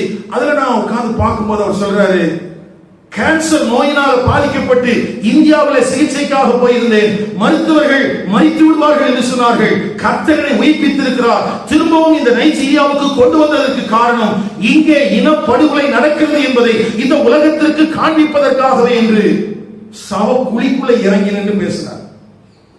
அப்பதான் எனக்கு தெரியும், ஓ இவருக்கு கேன்சர் வியாதி இருந்திருக்குது, அந்த சிகிச்சைக்காக தான் இந்தியாவுக்கு வந்திருக்கிறார் விஷயமே அவர் சொல்லிதான் எனக்கு தெரிஞ்சது, வேற தெரியல. நல்ல கவனிங்கயா, ஒரு முழு தேசத்திற்கும் வைராக்கியத்தோடு உக்ரானத்துவ பொறுப்பை உடையவனாக முழங்கிக் கொண்டிருக்கிற அவன் அமெரிக்க அரசாங்கத்திடத்தில் கெஞ்சுகிறான், ஐயா நைஜீரிய கிறிஸ்தவர்களை காப்பாற்றுங்கள் என்று. ஆனால் ஒரு செய்தி கூட வெளியே போவதில்லை. நைஜீரியாவில் ஏதாவது வெளியே தெரியுது, ஆனா நைஜர் என்கிற தேசத்துல இந்த செய்திகளும் வெளியே வருவதில்லை. இப்படியெல்லாம் வாழுகிற ஒரு பொல்லாத காலத்துல இன்னைக்கு காலையில நியூஸ் தெரியுமா? பீகார்ல கடந்த நாட்களில் தோற்பதற்கு காரணமாயிருந்த தொகுதிகளில் எல்லாம் யார் யார் தங்களுக்கு ஓட்டு போடவில்லையோ அந்த ஜனங்களின் வீட்டை இடித்திருக்கிறார்கள். 20 பேருடைய வீடு இடிக்கப்பட்டிருக்குது. வீடு பெரிய மாளிகை எல்லாம் இல்ல, மண்ணுல கட்டின செங்கலை வைத்து கட்டின வீடு. 20 குடும்பங்கள் அனாதைகளாக்கப்பட்டிருக்கிறார்கள். ஐயா, தேசமும் அரசியலும் என்ன சூழலை சந்திக்கிறது என்பதை குறித்து கொஞ்சம் தெளிவாயிருங்கள். வஞ்சகமா பேசுகிற காரியங்களை குறித்து எச்சரிக்கையாயிருங்கள். நான் ஏற்கனவே சொன்ன மாதிரி அவங்க ஒரு பிளான் போட்டுட்டாங்க. இந்த வருஷத்துல இத்தனை கோடி அவனுக்கு வருமானம் வரணும், இத்தனை கட்டடங்களை கட்டணும், அதற்கு என்னவெல்லாம் திட்டங்கள் தீட்ட முடியுமோ, அதற்கு என்னவெல்லாம் பொய் சொல்ல முடியுமோ, அதற்கு தரிசனம் என்பார்கள், சொப்பனம் என்பார்கள், தீர்க்க தரிசனம் என்பார்கள், வாக்குத்தத்தம் என்பார்கள். சபையை விழித்துக்கொள். இங்க 5வது நம்ம கவனிக்க வேண்டிய காரியம் என்னன்னா, ஆண்டவர் அந்த அனனியாட்ட சொல்றாரு, நான் தெரிந்து கொண்ட பாத்திரம். சூசன் வெசல், நான் தெரிந்து கொண்ட பாத்திரம். அதை கவனிங்க. இந்த தெரிந்து கொண்ட பாத்திரம் என்றால் என்ன அர்த்தம் அப்படின்னு கேட்டா, வெறுமனே தேவனை தெரிந்து கொள்வது மாத்திரம் இல்லை, இவன் மேல் வைக்கப்பட்டிருக்கிற ஒரு பெரிய நோக்கத்தையும் உள்ளடக்கினதாக இருக்கிறது. ஆதி திருச்சபை நம்ம எல்லாருக்கும் தெரியும். 12 அப்போஸ்தலர்கள், அவர்களை குறித்து சனகரிப் சங்கத்தார் என்ன சொன்னாங்க? பேதமைகள், கல்வி அறிவில்லாதவர்கள் அப்படிதான் சொன்னாங்க. ஏன்னா கலிலேயர்கள் அவர்கள், அவங்க எல்லாம் யாரு? கலிலேயர்கள். இப்போ அவர்கள் மூலமாகத்தான் இந்த தேவனுடைய சபை கட்டி எழுப்பப்பட்டுக் கொண்டிருக்கிறது. இப்போ இந்த தேவனுடைய சபை ஒரு லாங் டேர்ம்ல நிற்கிறதுக்கு இதற்கு சில முக்கியமான வேலைகளை செய்வதற்கான ஆட்கள் தேவை. அந்த தேவையை பூர்த்தி செய்வதற்கு தான் ஆண்டவர் இந்த சவுல் என்கிற மனிதனை தெரிந்து கொண்டிருக்கிறார். இந்த மனிதனுடைய பங்களிப்பு தேவனுடைய ராஜ்யத்திற்கு ஒரு அசாதாரணமானது. அதைத்தான் இங்கே ஆண்டவர் ஒரே வார்த்தையில சொல்லிட்டாரு, நான் தெரிந்து கொண்ட பாத்திரம். அப்போ சவுல் தேவனுடைய கரத்தினால் தெரிந்து கொள்ளப்பட்டிருக்கிறான். அங்கே சில வார்த்தைகள் எழுதப்பட்டிருக்கிறது அந்த வசனத்திலே, 14ஆம் வசனத்துல. அதற்கு கர்த்தர், நீ போ, அவன் பிரஜாதிகளுக்கும் ராஜாக்களுக்கும் இஸ்ரவேல் புத்திரருக்கும் என்னுடைய நாமத்தை அறிவிக்கிறதற்காக நான் தெரிந்து கொண்ட பாத்திரமாயிருக்கிறான். நல்ல கவனிங்க, கமாலியல் என்கிற மனிதனுடைய பாதத்திலே கற்றுக்கொண்ட, அதாவது பழைய ஏற்பாட்டினுடைய எல்லா காரியங்களிலும் நல்ல ட்ரெயின் பண்ணப்பட்ட ஒரு பவுல். அடுத்தது, இவன் கிரேக்க என்வரன்மெண்ட்ல தான் வளர்றான். அதாவது மற்ற தேசங்களில், எருசலேமிலே இவன் இருந்து வளரல, இவன் கிரேக்க மொழி பேசக்கூடிய அப்படிப்பட்ட தேசங்களிலே வளர்கிறான். ஏனென்றால் இவன் ஒரு ரோமன். இவன் ஒரு ரோமன். அப்போ அந்த நாட்களில் இந்த ராஜ்யத்தின் சுவிசேஷத்தை உலகம் எங்கும் கொண்டு செல்வதற்கு ஒரு ஆள் தேவை. தேவனால் பயன்படுத்தப்பட வேண்டிய ஒரு பாத்திரம் தேவை. அதற்கு சில குணாதிசயங்களை ஆண்டவர் எதிர்பார்க்கிறார். அந்த குணாதிசயங்கள் அந்த நாட்களில் இவனிடத்திலே தான் இருக்கிறது. இதை சொல்லும் போது உங்களுக்கு நான் ஒரு காரியத்தை சொல்லட்டும். உங்களை ஆண்டவர் தெரிந்து கொண்டிருக்கிறார் என்றால் அதற்கு பிரத்யேகமான சில காரணங்கள் இருக்கிறது. மற்றவர்களிடத்தில் இல்லாத சில நல்ல குணாதிசயங்களை தேவன் உங்களிடத்திலே பார்ப்பதினால் தான் ஆண்டவர் உங்களை தெரிந்து கொள்கிறார். உங்களிடத்திலே சில கமிஷன்ஸ் சொல்றார், இதை செய்யி அப்படின்னு சொல்றார். ஆனால் நம்ம என்ன பண்றோம்? அடியணிதான் பாடிட்டு நம்ம பாட்டுல நம்ம வழியை பார்த்துட்டு போயிடுறோம். இந்த கால நேரத்தில் கர்த்தருடைய ஆவியானவருடைய கவனத்தை திருப்புவாராக. தேவனால் தெரிந்து கொள்ளப்பட்ட பாத்திரமாய் இருக்கிற சவுல் நிறைவேற்ற வேண்டிய ஊழியம் ஒருவேளை நிறைவேற்றப்படாமல் இருந்தால் என்ன ஆயிருந்திருக்கும் யோசிச்சு பாருங்க. 13 நிருபங்கள், எருசலேம் தொடங்கி இல்லிரிக்கும் தேசம் வரைக்கும் சுவிசேஷத்தை அறிவிப்பதற்காக அவன் கடந்து போன 3 பயணங்கள், ரோமாபுரி வரைக்கும் அவன் சாட்சியாய் கொண்டு போகப்பட்ட காரியங்கள், இப்படி இந்த மனிதன் தேவனுடைய ராஜ்யத்தின் பணிகளுக்காக செய்த காரியங்கள் மிக மிக அதிகம். மிக மிக அதிகம். இதை செய்வதற்குத்தான் ஆண்டவர் இந்த மனிதனை பிடித்திருக்கிறார். அப்போ அனனியாவை பொறுத்த வரைக்கும் அவன் துன்பப்படுத்துகிறவன், சபைகளை உபத்திரவப்படுத்துகிறவன், எல்லாரும் அப்படிதான் பார்த்துட்டு இருந்தாங்க. ஆனா ஆண்டவர் அவனை பார்க்கும்போது ஒரு பெக்குலியரான, ஒரு தேவையுள்ள ஒரு காரியத்திற்காக அவனை தெரிந்து கொண்டிருந்தார். தேவனுடைய சபை ஒரு நாளும் ஒருபோதும் ஒருவரையும் அற்பமாய் எண்ணாதிருப்பதாக. அதற்கு நமக்கு உரிமை இல்லை. யாரையும் தேவனால் பயன்படுத்த கூடும், பயன்படுத்த முடியும். அதனாலதான் நம்ம சரீரமாகிய சபையில அவயவங்களாக வைக்கப்பட்டிருக்கிறோம். அப்போ நம்ம நம்முடைய பொறுப்புகளை உணர்ந்து அல்லது நாம் வைக்கப்பட்டிருக்கிற ஸ்தானத்தை உணர்ந்து அதற்கு ஏற்றாற் போல நாம் நடந்து கொள்ள வேண்டியது அவசியம். இப்போ இவனுக்குள்ள இருந்த தயக்கம் என்ன? ஆண்டவரே, அநேக பொல்லாப்புகளை செஞ்சிருக்கிறாயா, தமஸ்குவுக்கு கூட வர்றது சபையெல்லாம் அடிக்கிறதுக்கு தான் வர்றான் அப்படின்னு சொன்னா ஆண்டவர் அனனியாட சொல்றாரு, நீ போ. ஏன்? நான் தெரிந்து கொண்ட பாத்திரமா இருக்கிறான். யோசிச்சு பாருங்களேன். இப்போ அவனை குறிச்சு இங்க ஆர்கியூமெண்ட்லாம் இல்ல, அவனை குறித்த தேவ நோக்கங்களை ஆண்டவர் இடத்துல சொன்ன மாத்திரம் இல்ல, இன்னொரு 6வது பாயிண்டா என்ன சொல்லி இருக்குது? என்னுடைய நாமத்தின் நிமித்தம் எவ்வளவாய் பாடுபட வேண்டும் என்பதை, எவ்வளவாய் பாடுபட வேண்டும். இன்னைக்கு நம்முடைய வாழ்க்கையில நான் துவக்கத்தில் அப்படி சொன்னேன் இல்லையா, ஒரு நாம் எதிர்பார்ப்பது போல பிரபலமான ஒரு ஊழியனாக அல்லது ஒரு செழிப்புள்ள ஊழியனாக நம்மை குறித்த ஒரு காட்சி வெளிப்படுத்தப்பட்டால் அதை நமக்கு ஏற்றுக்கொள்வதற்கு ரொம்ப எளிது. ஆனா இங்கே சொல்லப்பட்டிருக்கிற காரியங்கள் எப்படி இருக்குது? என் நாமத்தின் நிமித்தம் எவ்வளவாய், இப்படி நம்ம சொன்ன நம்ம என்ன சொல்லுவோம்?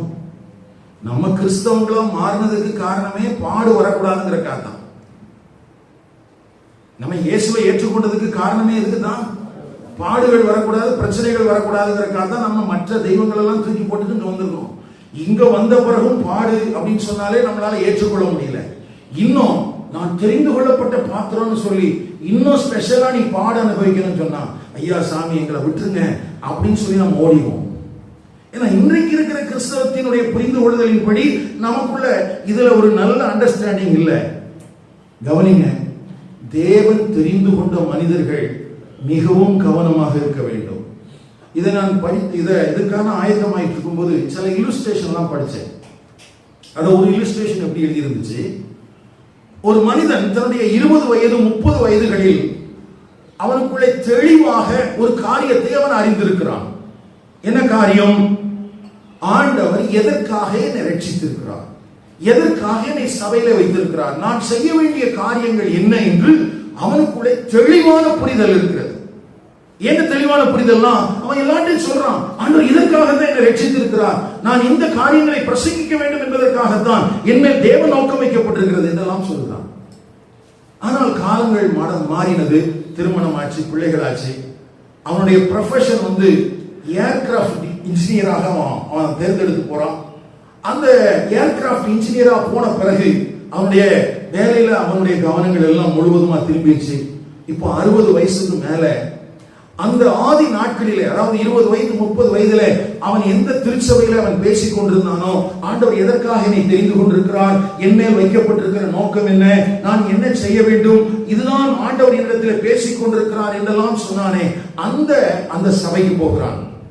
அங்கே அவர்கள் கேட்கிறார்கள், ஐயா நீர் என்ன செய்யுது, 20 வயசுல 30 வயசுல எல்லாம் இப்படி சொல்லிட்டு இருந்தீங்களே, நீங்க என்ன செஞ்சீங்க அப்படின்னு கேட்ட உடனே அந்த சகோதரனும் அந்த சகோதரியும் வெட்கத்தோடு தலையை குனிந்து கொண்டார்களாம்.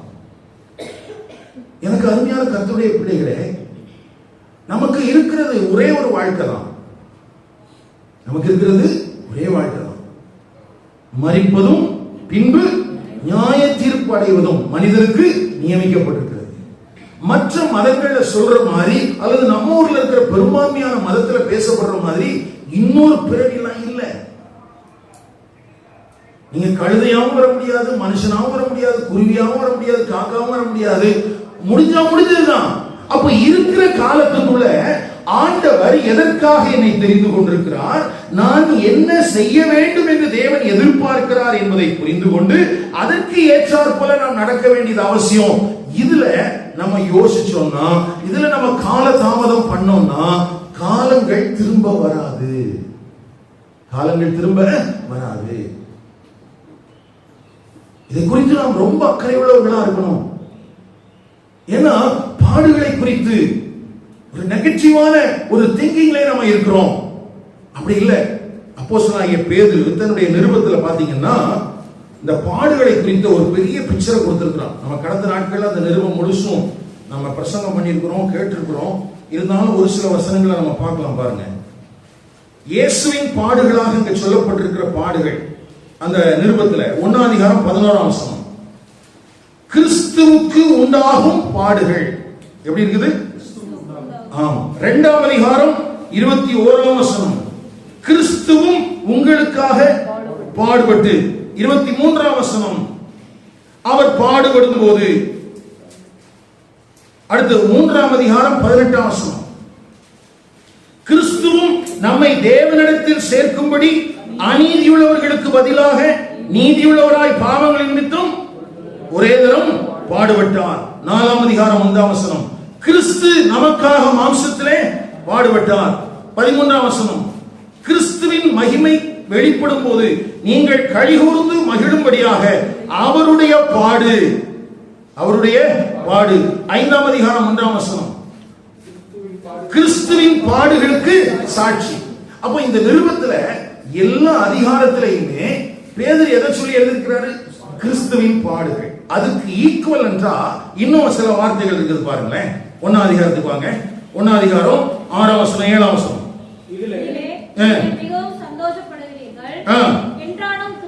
என்றாலும் துன்பப்பட வேண்டியது நல்ல கவனிங்க. கிறிஸ்துவின் பாடுகளை குறித்து பேசுகிற பேதுரு நாம் பாடுபட வேண்டியதின் அவசியத்தை குறித்து பேசுகிறான்.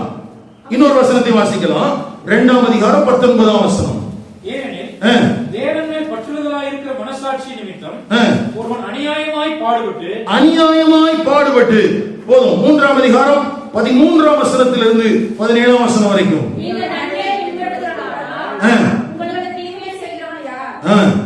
நீதி நிமித்தமாக நீங்கள் பாடுபட்டால், இங்கே நாம் பாடுபட வேண்டிய காரியத்தை குறித்து பேசுகிறான். 4ஆம் அதிகாரம் 1ஆம் வசனத்துல நீங்களும் அப்படிப்பட்ட சிந்தையை ஆயுதமாக தரித்துக் கொள்ளுங்கள். 1 பேதுரு 5ஆம் அதிகாரம் 9ஆம் வசனம். விசுவாசத்தில் உறுதியாய் இருந்து அவருக்கு எதிர்த்து நில்லுங்கள். உலகத்தில் உள்ள உங்கள் சகோதரரிடத்தில் அப்படிப்பட்ட பாடுகள். அப்போ பவுல் தன்னுடைய நிருபத்துல ஏற்கனவே பாடுகளை சந்திச்சு, உபத்திரவங்களை சந்திச்சு, தேசங்களிலே சிதறி இருக்கிற ஜனங்களுக்கு நிருபத்தை எழுதும் போது கிறிஸ்து நமக்காக பாடுபட்டதையும் எழுதுகிறான். அதே நேரத்தில் நாம் பாடு அனுபவிக்க வேண்டிய காரியங்களை குறித்து என்ன செய்கிறான், எழுதுகிறான். அப்போ அப்போஸ்தலனாகிய பவுலுக்கு மாத்திரம் அல்ல, அவனுக்கும் பாடுகள் இருந்துச்சு. ஆனா தேவனுடைய சபையில் இருக்கிற எந்த மனிதனும் பாடுகளுக்கு என்ன செய்ய முடியாது, தப்பவே முடியாது. நான் சொல்றது உண்மையா கிறிஸ்தவத்துக்கு, உண்மையான கிறிஸ்தவத்துக்கு. அப்போ தேவனால் தெரிந்து கொள்ளப்பட்டவன் அது ஒரு பக்கத்துல, இன்னொரு பக்கத்துல அவன் எவ்வளவாய் நிமித்தமாய் பாடுகளை அனுபவிக்க வேண்டும் அது இன்னொரு பக்கத்துல. நம்மளை பொறுத்த வரைக்கும் இந்த ரெண்டுமே எதிர் துருவங்கள். நாம் எப்படி எதிர்பார்க்கிறோம், நாம் தேவனால் பயன்படுத்தப்பட வேண்டும், ஆனால் நமக்கு பாடுகள் வரக்கூடாது. ஆனால் இங்க ஆண்டவர் என்ன சொல்கிறார் அனனியாவிடத்துல, நான் தெரிந்து கொண்ட பாத்திரம், ஆனால் எவ்வளவாய் அவன் என்ன செய்ய வேண்டும், பாடுகளை பட வேண்டும். கவனிங்க, இன்றைக்கு தேவனுடைய வேத வசனங்களுக்கு முரண்பட்ட விதத்திலே சொப்பனங்களும் தரிசனங்களும் அநேக தீர்க்க தரிசனங்களும் பேசப்படுகிறது. இதை குறித்தெல்லாம் நாம் கவனமாக இருக்க வேண்டும். கிறிஸ்து நமக்காக பாடுபட்டு விட்டார், ஆகவே நமக்கு பாடுகள் தேவையில்லை என்றால் இந்த பேதுரு நிருபத்தை நம்ம என்ன சொல்றது? அல்லது இந்த மனிதனை குறித்து என்ன சொல்றது? அதுக்கு என்ன தெரியுமா சொல்லிடுறாங்க, நம்ம ஒரு ஊழியக்காரங்க இப்போ ஈஸியா அவங்களுக்கு பொய் சொல்றதுக்கு வார்த்தை கிடைச்சிருச்சு. பவுலுக்கு தெரியல, பவுலுக்கு தெரியல. ஆதி அப்போஸ்தலர்களுக்கு இதை குறித்த சரியான புரிதல் இல்லை அப்படின்னா அவங்க என்ன சொல்ல வர்றாங்கன்னா, எழுதி கொடுக்கப்பட்டிருக்கிற வேதம் தவறு. அப்போ எழுதி கொடுக்கப்பட்ட வேதம் தவறு என்றால் நீ எதை ஃபாலோ பண்ற, நீ எதை வைத்து பிரசங்கிக்கிற, எதை உன்னுடைய அஸ்திபாரமாக கொண்டிருக்கிற அப்படின்னு சொல்லி யாரும் கேட்கறதுக்கு ரெடியா இல்ல. திருச்சபை என்கிற பெயரிலே ஜனங்கள் நிர்வாணமாக்கப்பட்டு உலக சந்தையாக திருச்சபை மாறுவதற்கு எல்லா விதத்திலும் அது ஆயத்தமாக்கப்பட்ட மனிதர்களால் நிறைந்திருக்கிறது. திருச்சபையை கவனமாக இரு. நிமித்தமாக இவன் நிச்சயமா பாடுகளப்படணும். நான் ஆராதனை நேரத்தில் இப்படி ஒரு வார்த்தை சொன்னேன்.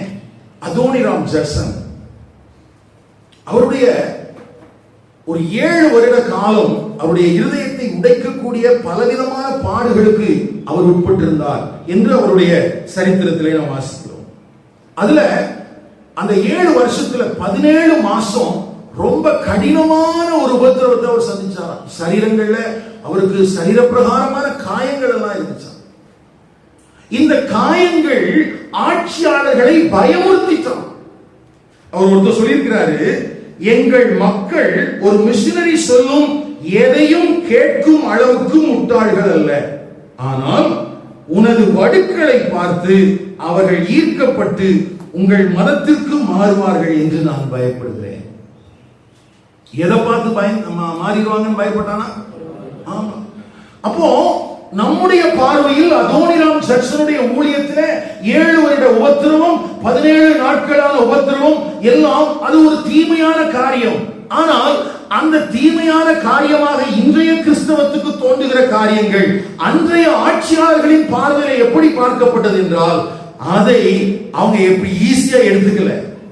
நீ பிரசங்கம் பண்ணா கூட ஜனங்கள் மனம் திரும்பிடுவாங்க நான் நம்பல. ஆனா அவனுடைய காயப்பட்ட அவனுடைய சரீரத்தை பார்க்கும்போது ஜனங்கள் மனம் திரும்பிடுவாங்க நான் என்ன செய்யறேன், பயப்படுறேன். ஆனா இன்னைக்கு நம்ம என்ன நினைக்கிறோம், நமக்கு காயங்களே வந்து விடக்கூடாது என்று நினைக்கிறோம். கவனிங்கள், வேத வசனத்துக்கு நாம் திரும்ப வேண்டிய ஒரு காலத்தில் இருக்கிறோம். கடைசியாக 7வதாக இந்த பகுதிக்குள்ள நாம கவனத்தில் கொள்ள வேண்டிய இன்னொரு காரியம் என்னன்னா, இப்போ அனனியா போயிட்டான். அனனியா என்ன செஞ்சாச்சு? போயாச்சு. ரொம்ப கவனிக்கணும் பாருங்க. இப்போ அவனுடைய எதிர்பார்ப்புக்கு மாறான ஒரு இடத்துக்கு தான் அவன் கொண்டு போகப்படுகிறான். இப்போ வீட்டுக்குள்ள பிரவேசிச்சுட்டான்.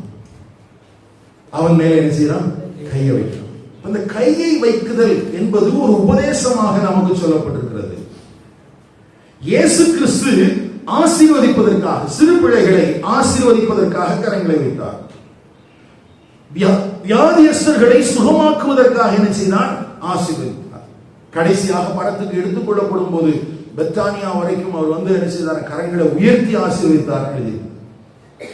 ஆனா சபையின் அந்த காலத்துல இந்த கையை வைக்குதல் என்பது எதற்காகனா, ஊழியத்திற்காக பிரித்துவிடுவதற்கு. எதற்காக? ஊழியத்திற்காக ஏற்படுத்துவதற்கு, ஒரு கான்சிக்ரேஷன் பண்றதுக்காக, ஆர்டரிங் பண்றதுக்காக. பவுல் அங்கே மூப்பராகிய சங்கத்தார் அந்த தீமோத்தேயுவின் மேல கைகளை வைத்து அவங்க என்ன செய்றாங்க? ஜெபம் பண்றாங்க. எதுக்காக? அவன் செய்ய வேண்டிய ஊழியத்தை செய்யறதுக்கு அவங்க என்ன செய்றாங்க? ஆர்டரிங் பண்ணி அனுப்புறாங்க. அப்போ கைகளை வைக்குதல் அப்படிங்கிறது இந்த இடத்துல எந்த அடிப்படையில் கேட்டா ரெண்டு பர்பஸ் அங்க சொல்லப்பட்டிருக்குது. ஒன்னு, அவன் பார்வை அடையும் படிக்கு. ஒன்னு என்னதுக்கு? பார்வை அடையும் படிக்கு. அடுத்தது, பரிசுத்த ஆவியினாலே நிரப்பப்படும் படிக்கு. இப்ப இந்த ரெண்டையும் இன்றைக்கு இருக்கிற நாம் கையாள வேண்டுமா?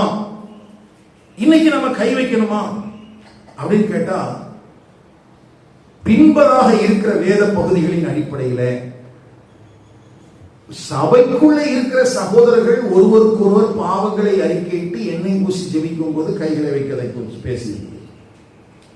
அடுத்தது, ஊழியத்திற்காக பிரதிஷ்டை பண்ணும் போது கைகளை வைத்து ஜெபிக்க சொல்லியிருக்கு. மற்றபடி வேறு எங்கேயும் கைகளை வைக்க சொல்லி வேதத்தில் சொல்லப்படவில்லை. அப்போ ஒரு ஊழியன் ஜனங்களுக்கு மேல கை வைக்கிறதுக்கான சில காரணங்கள். ஒன்னு, ஊழியத்தில் ஏற்படுத்துவதற்காக. ரெண்டு, ஆசீர்வதிப்பதற்காக. மூன்று, சபைக்குள்ள இருக்கிற சகோதரன் பாவம் செய்து அவனுக்கு வியாதி வந்திருக்கிற தருணத்துல வீட்டுல போய் சந்திக்கும் போது எண்ணெய் பூசி அவனுக்கு அந்த நேரத்தில் கை வச்சு என்ன செய்யலாம்? ஜெபிக்கலாம். இது அல்லாத காரியங்களை குறித்து பவுலே தீமோத்தேயுக்கு சொல்லும்போது சொன்னாரு, ஒருவன் மேலும் சீக்கிரமா என்ன செய்யாத? கைகளை வையாதே. மற்றவர்கள் செய்யும் பாவத்துக்கு நீ என்ன செய்யாத? உடன்படாத. அப்போ கையை வைக்கிறது அப்படின்ன உடனே எல்லா இடத்துலயும் போய் கை வைக்கணும் அப்படிங்கிற மாதிரியான ஒரு மென்டாலிட்டி இன்னைக்கு ஊழியங்கள்ல இருக்குது, சபைகளுக்குள்ள இருக்குது. நமக்கு என்னன்னா, யாராவது ஒரு பெரிய ஊழியக்காரர் தலையில கை வச்சிட மாட்டாரா அப்படின்னு நினைக்கிறோம். நல்ல கவனிங்க, ஊழியக்காரங்க கிட்ட போறதோ ஜெபிப்பதோ தவறு அல்ல. ஆனா தலையில கை வைக்கிறதுனாலதான் இம்பார்ட் ஆகுது அப்படிங்கிற மாதிரியான ஒரு நூதன உபதேசத்துக்கு நாம் இடம் கொடுத்து விடக்கூடாது. நான் சொல்றேன், உங்களுக்கு புரியுதா? தலையில கை வைக்கிறது எதுக்காக? அவர்கிட்ட இருக்கிற அபிஷேகம் எனக்குள்ள கடத்தப்படுது. அப்படி யாரும் கடத்தல. அப்படி யாரும் கடத்த முடியாது. அப்படி சொன்ன ஆட்கள் எல்லாம் காணாம போயிட்டாங்க. நம்ம ஊர்ல இருக்குது. நம்ம என்ன பண்றோம்னா, அந்த பிரபலமா இருக்கிற நாட்களை மட்டும்தான் பார்க்கிறோம். அதுக்கு பிறகு அவருடைய நிலைமை என்னங்கிறத குறிச்சு யாரும் யோசிக்கிறது இல்லை. ஒருத்தர் சொன்னார், இப்படி ஜெபிக்கும் போது பிரசங்கம் பண்ண கொஞ்சம் வருஷத்துக்கு முன்னால, எனக்குள் இருக்கிற எலியாவின் ஆவியை அனுப்புகிறேன். எலியாவை காணோம். தெரியுமா? அப்படியெல்லாம் சொல்ல முடியாது. இந்த இம்பார்ட்டேஷன் அப்படிங்கறதெல்லாம் நான் ஏற்கனவே சொன்ன மாதிரி Jim Jones, William Branham, latter day saints அவங்களுடைய அந்த சரக்குகள் இருந்து வந்த காரியங்கள் தான். அது வேதாகமத்தினுடைய காரியங்கள் அல்ல. அப்ப கைகளை வைக்குதல் என்பது சபைக்குள்ள என்னென்ன காரணத்துக்காக நடக்கலாம்னா, ஒன்னு, ஆசீர்வதிப்பதற்காக. ரெண்டு, ஊழியத்திற்காக பிரித்து விடுவதற்காக. மூன்று, பாவம் செஞ்சிட்டு அதை உணர்ந்து, ஐயோ நான் தப்பு பண்ணிட்டேன், அதனாலதான் எனக்கு வியாதி வந்துருச்சு அப்படின்னு சொல்லி ஒருவருக்கு ஒருவர் பாவத்தை அறிக்கையிடுகிற அந்த தருணத்துல வியாதிகள் நீங்குவதற்காக என்ன செய்யலாம்? கை வச்சு ஜெபம் பண்ணலாம். சரி, இப்ப இந்த 7 காரியத்தையும் நான் உங்களுக்கு சொன்னதுக்கு காரணம் என்னன்னா, இந்த வார்த்தைகளின் அடிப்படையிலே நமக்குள்ளே தவறான புரிந்து கொள்ளுதல்கள் வருவதற்கு என்ன இருக்குது? வாய்ப்பு இருக்குது. அப்படிங்கிறதுனால ஆண்டவர் எனக்குள்ள உணர்த்தினதன் அடிப்படையில் இந்த 7 காரியங்களை உங்களுக்கு சொல்லியிருக்கிறேன்.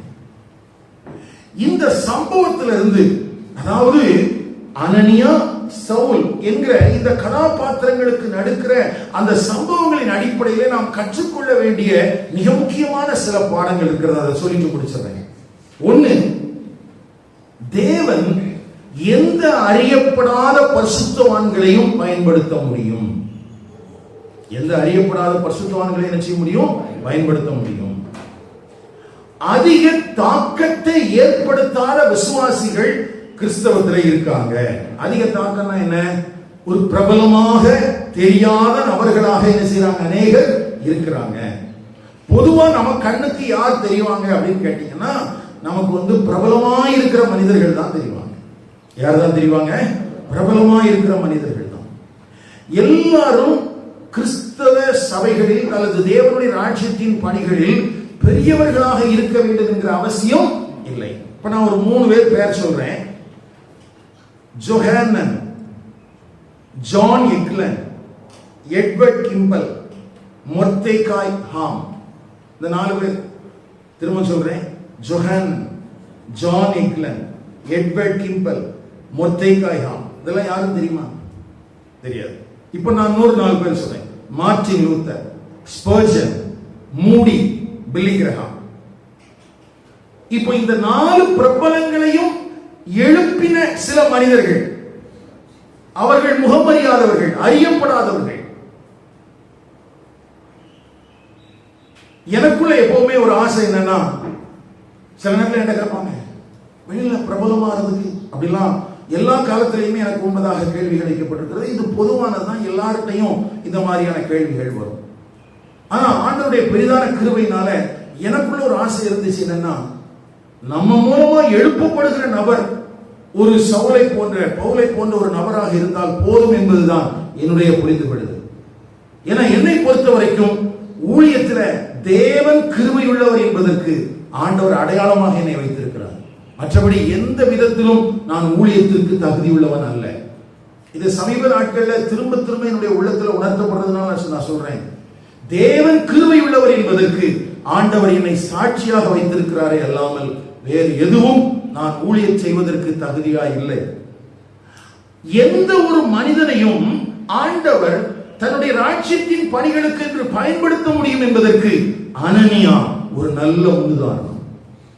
அதனால தான் சரித்திரத்துல மார்ட்டின் லூத்தரை தெரிஞ்ச நமக்கு, மார்ட்டின் லூத்தரை எழுப்புவதற்கு பயன்படுத்தப்பட்ட ஜெர்மன் ஒரு கத்தோலிக்க ஒரு பாதிரியாரை குறித்து நமக்கு தெரிவதில்லை.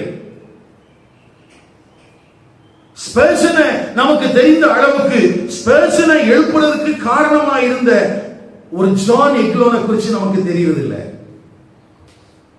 மூடியை குறித்து தெரிஞ்ச அளவுக்கு, மூடியை ரட்சிப்புக்குள்ளே நடத்தின ஒரு சாதாரண ஷூ வியாபாரியா இருந்த எட்வர்டை குறித்து நமக்கு தெரிவதில்லை. பில்லி கிரஹாமை தெரிந்திருக்கிற அளவுக்கு ஒரு சாதாரண சுவிசேஷகனாக செயல்பட்ட அந்த பட்டணத்தின் சுவிசேஷகன் மொர்தேகாயை நமக்கு தெரிவதில்லை. எல்லா நேரங்களிலும் பிரபலமாகத்தான் நாம் இருக்க வேண்டும் என்கிற அவசியம் இல்லை. அதற்கு அனனியா என்கிற உத்தம சீஷன் ஒரு முன்னுதாரணம். உத்தம சீஷன் ஒரு முன்னுதாரணம். அடுத்தது இரண்டாவது இதில் நம்ம கற்றுக்கொள்ள வேண்டிய பாடம் என்னன்னா, அனனியாவினுடைய அனுபவம். என்ன அனுபவம்? ஆண்டவருக்கு தன்னை ஒப்பு கொடுத்திருக்கிறான். இப்ப ஆண்டவர் அவன்கிட்ட வேலை சொல்றாரு. அந்த வேலையை இவனால ஏற்றுக்கொள்ள முடியாத அளவுக்கு அது ஒரு கடினமானது. ஏன்னா உபத்திரவங்களை, பரிசுத்தவான்களை எருசலேம்ல இருக்கிற ஒருத்தரையுமே விட்டு வைக்க மாட்டேங்கிறான். அப்படி இருக்கிற ஒரு ஆளை நேரடியா சந்திக்கிறதுக்கு போச்சுன்னா யாருக்குள்ளேயும் தயக்கம் வரும் தானே. ஆனா இந்த அனனியா நமக்கு ஒரு முன்னுதாரணம். என்னன்னா, தேவனுடைய சித்தத்திற்கு கீழ்ப்படிவதற்கு நாம் பயப்படவே கூடாது. நாம் என்ன செய்யக்கூடாது? யோசிச்சு பாருங்களேன், எல்லா பரிசுத்தவான்களையும் உபத்திரவம் பண்ணியாச்சு. தேவனுடைய ஞானத்தினால், தேவனுடைய ஆவியினால் நிறைந்து சனகரிப் சங்கத்துக்கு முன்னால பேசின அந்த ஸ்தேவானையும் விட்டு வைக்காத ஒரு மனிதன், அவனுடைய ஞானத்துக்கு ஒருவரும் எதிர்த்து நிற்க கூடாமல் போயிட்டுலாம் சொல்லி இருக்குது. ஆனா அந்த மனிதனையே கல்லறிவதற்கும் அவனுடைய துணிகளை வசமாய் வைத்துக் கொள்வதற்குமான ஒரு மனிதனை சந்திக்கிறதுக்கு யார் போறா? இப்போ நம்ம சில நேரத்தில் நம்ம நினைக்கிறோம் என்னன்னா, இப்போ ஃபேஸ்புக்கில், இன்ஸ்டாகிராம்ல எல்லாம் நிறைய ஊழியர்களை சந்திச்சு பைபிள்லாம் கொடுப்பாங்க. இனி இப்போ சீசன் அதுதான், கிறிஸ்துமஸ் காலம் இல்லையா? அப்போ ஊழியர்கள் என்ன செய்வாங்க, அரசியல்வாதிகளை பார்த்து பைபிள் கொடுப்பாங்க. நல்ல கவனிங்க, அதையும் அனனியா சவுலை சந்தித்ததையும் நீங்க சம்பந்தப்படுத்திடக்கூடாது. சரியா? இது கொடுக்கப்படுறதுடைய நோக்கம் வேற, இங்க நடந்த சம்பவம் வேற. ஏன்னா இப்படி பைபிள் கொடுக்கிற ஆட்கள் யாரும் கொடுக்கிறதுக்கு முன்னாடியும் சரி பின்னாடியும் சரி அந்த கொடுத்த ஆளுக்கிட்ட ஒரு கேள்வி கூட கேட்க மாட்டாங்க. என்ன கேள்வி கேட்க மாட்டாங்க? ஏன் இந்த மாதிரி கிறிஸ்தவ சபைகள் எல்லாம் இடிக்கிறீங்க, ஏன் தேவனுடைய சபைகளை உபத்திரவப்படுத்துறீங்க அப்படின்னு சொல்லி அவங்க ஒரு வார்த்தை கூட என்ன செய்ய மாட்டாங்க, கேட்க மாட்டாங்க. அவங்களுக்கு தேவை நாம் பைபிள் கொடுக்கிற மாதிரி ஒரு போட்டோ வேணும். அது இப்போ ஏஐல பண்றதுனால நம்ம உண்மையா பொய்யான நம்மளால கண்டுபிடிக்க முடியாது, அந்த அளவுக்கு பெர்ஃபெக்ஷனா அவனே பண்ணி கொடுத்துறான். அதனால இனி வர்ற காலத்துல நம்ம யாரையுமே என்ன செய்ய முடியாது. இப்படி எல்லாம் போட்டோ போட்டோம்னா பாரு, சிங்கத்தின் குகையில் சந்தித்தார்லாம் நம்ம ஆள் போடுவோம்.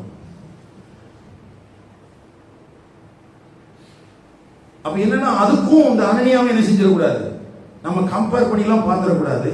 இது உண்மையாவே சிங்கத்தை சந்திச்சிருக்கிறாரு, அது சும்மா அசிங்கம். ஏன்னா பெட்டியில கொண்டு போனதெல்லாம் காட்ட மாட்டாங்க, பெட்டியில கொண்டு போய் காட்டினதெல்லாம் என்ன செய்ய மாட்டாங்க, வெளியில அதெல்லாம் வெளியே சொல்ல மாட்டாங்க. ஏன்னா நம்ம ஆட்கள் எந்த அளவுக்கு தரமட்டமா போவாங்கன்னா, அந்நிய தெய்வத்தை ஆராதிக்கிற ஒரு பூஜாசாரிக்கு பூஜை பொருட்களை வாங்கி கொடுக்கிற அளவுக்கு தரம் தாழ்ந்து போவாங்க. அது அவங்களுக்கு வெக்கமே கிடையாது. அவங்களதான் கிறிஸ்தவ உலகம் கொண்டாடும். ஆனா பரலோகம் கொண்டாடுமான்னு எனக்கு தெரியல. மூணாவது, தேவனுடைய செயல்பாடுகள் எப்பொழுதும் சமநிலைமையாகவே இருக்கும். எப்படி சமநிலைமையா இருக்கும்? ஒரு பக்கத்துல ஒரு துஷ்ட மனுஷனை போல வருகிறான், ஆண்டவர் சடுதி ஒளியினாலே அவனை சந்திக்கிறார். சடுதி ஒளியினாலே என்ன செய்யறாரு, சந்திக்கிறார். வானத்திலிருந்து ஒரு தொடுதல் அவனுக்கு உண்டாகிறது. இப்ப கண்கள் குருடாக்கிச்சு, அவன் கைலாகம் கொடுக்கிறவர்களை தேடி இப்ப இங்க வந்து சேர்ந்துட்டான். அங்க தமஸ்தூல இருக்கிற யூதாவுடைய வீட்டுக்கு வந்துட்டான். இப்ப யூதாவோட வீட்டுல வந்த பிறகு ஆண்டவர் வானத்திலிருந்து அக்கினி எல்லாம் இறக்கல. எங்க இருந்தா வந்தாரு, அங்க இருக்கிற லோக்கல் சபையில இருக்கிற ஒரு சீஷனை அனுப்பி அவன் கை வச்சு ஜெபம் பண்ணும் போதுதான் இவனுக்கு பார்வை கிடைச்சது, தரிசனம் கிடைச்சது. திரும்ப தேவ நோக்கம் என்ன செய்தது, புரிந்தது. எல்லா நேரங்களிலும் ஆண்டவர் இயற்கைக்கு அப்பாற்பட்ட விதத்திலேயே நம்மை நடத்துகிறது இல்லை. நான் சொல்றது புரியுதா? எல்லா நேரத்திலையும் இயற்கைக்கு அப்பாற்பட்ட விதத்துல நம்ம நடத்துறது. இப்ப யோசிச்சு பாருங்களேன், நம்ம ஊருக்கு தகுந்த மாதிரியே நான் சொல்றேன். இப்போ சில நேரத்துல மருத்துவர்களால் கைவிடப்பட்ட ஒரு சூழ்நிலையில நம்ம ஜெபிக்கிறோம், மரித்து போவார்கள் என்று சொல்லப்பட்ட நேரங்களிலே ஆண்டவர் நம்மையும் எழுப்பியிருக்கிறார், இன்னும் அநேகரை எழுப்பியிருக்கிறார். ஆனால் அதே மனிதர்கள் பின்னாட்கள்ல நோய்வாய்ப்பட்டு ஜெபம் பண்ணும்போது என்ன இருக்காது, ஒண்ணுமே இருக்காது. அப்ப இப்படி இருக்குது அப்படியும் இருக்குது. ஆனா நம்மளை பொறுத்த வரைக்கும் எல்லா நேரத்திலும் எப்படிதான் இருக்கும்னு நினைக்கிறோம். இயற்கைக்கு அப்பாற்பட்ட விதத்துல தேவன் நம்முடைய வாழ்க்கையில என்ன செஞ்சுட்டே இருக்கணும், ஏதாவது செயல்பாற்றி கொண்டே இருக்கணும்னு நினைக்கிறோம். ஆனா இந்த சம்பவம் நமக்கு என்ன சொல்லி கொடுக்குதுன்னா, ஒரு பெரிய அதிசயத்தையும் ஆண்டவர் அங்கே வானத்திலிருந்து நடத்தி காண்பித்தார். அதே நேரத்துல ஒரு சாதாரணமான ஒரு இடத்துல வச்சும் ஆண்டவரால என்ன செய்ய முடிஞ்சது, பேச முடியுது. ரொம்ப இதெல்லாம் முக்கியம். ஏன்னா சடுதி ஒளி, அங்கிருந்து ஒரு சத்தம் கேட்குது, கூட இருந்த யாருக்கும் கேட்கல, ஆனா சவுலுக்கு மட்டும் கேட்குது, நீ துன்பப்படுத்துகிற இயேசு. ஆனா இப்போ யூதாவுடைய வீட்டுல இருக்கும்போது அங்கே ரொம்ப காமா இருக்குது. அங்கே தேவனுடைய நோக்கத்தை யார் வந்து சொல்றாங்க, அனனியா வந்து சொல்றாங்க.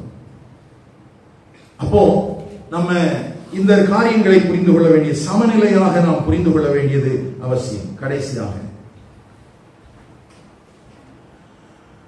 பேதுரு ஒரு திரள் கூட்ட ஜனங்களுக்கு மத்தியில பயன்படுத்தப்படுகிறான்.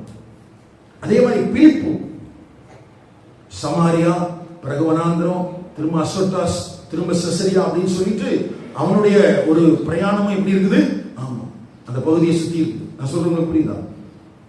பிலிப்பு எங்க போனா, சமாரியாவுக்கு போனா, சமாரியாவில இருந்து வனாந்திரத்துக்கு வந்தான், வனாந்திரத்துல இருந்து அசோட்டாஸ் போனா, அங்கிருந்து செசரியாவுக்கு வந்தான். அப்படி அவனுடைய ஒரு மிஷனரி ட்ரைனிங், அந்த டிராவலும் போயிட்டு இருக்கு. இன்னொரு பக்கத்துல பேதுரு அப்போஸ்தலர்கள் எல்லாம் பயணிச்சிட்டு இருக்காங்க. இவங்கெல்லாம் சந்திச்சது பார்த்தீங்கன்னா வித்தியாசமான ஆட்கள்.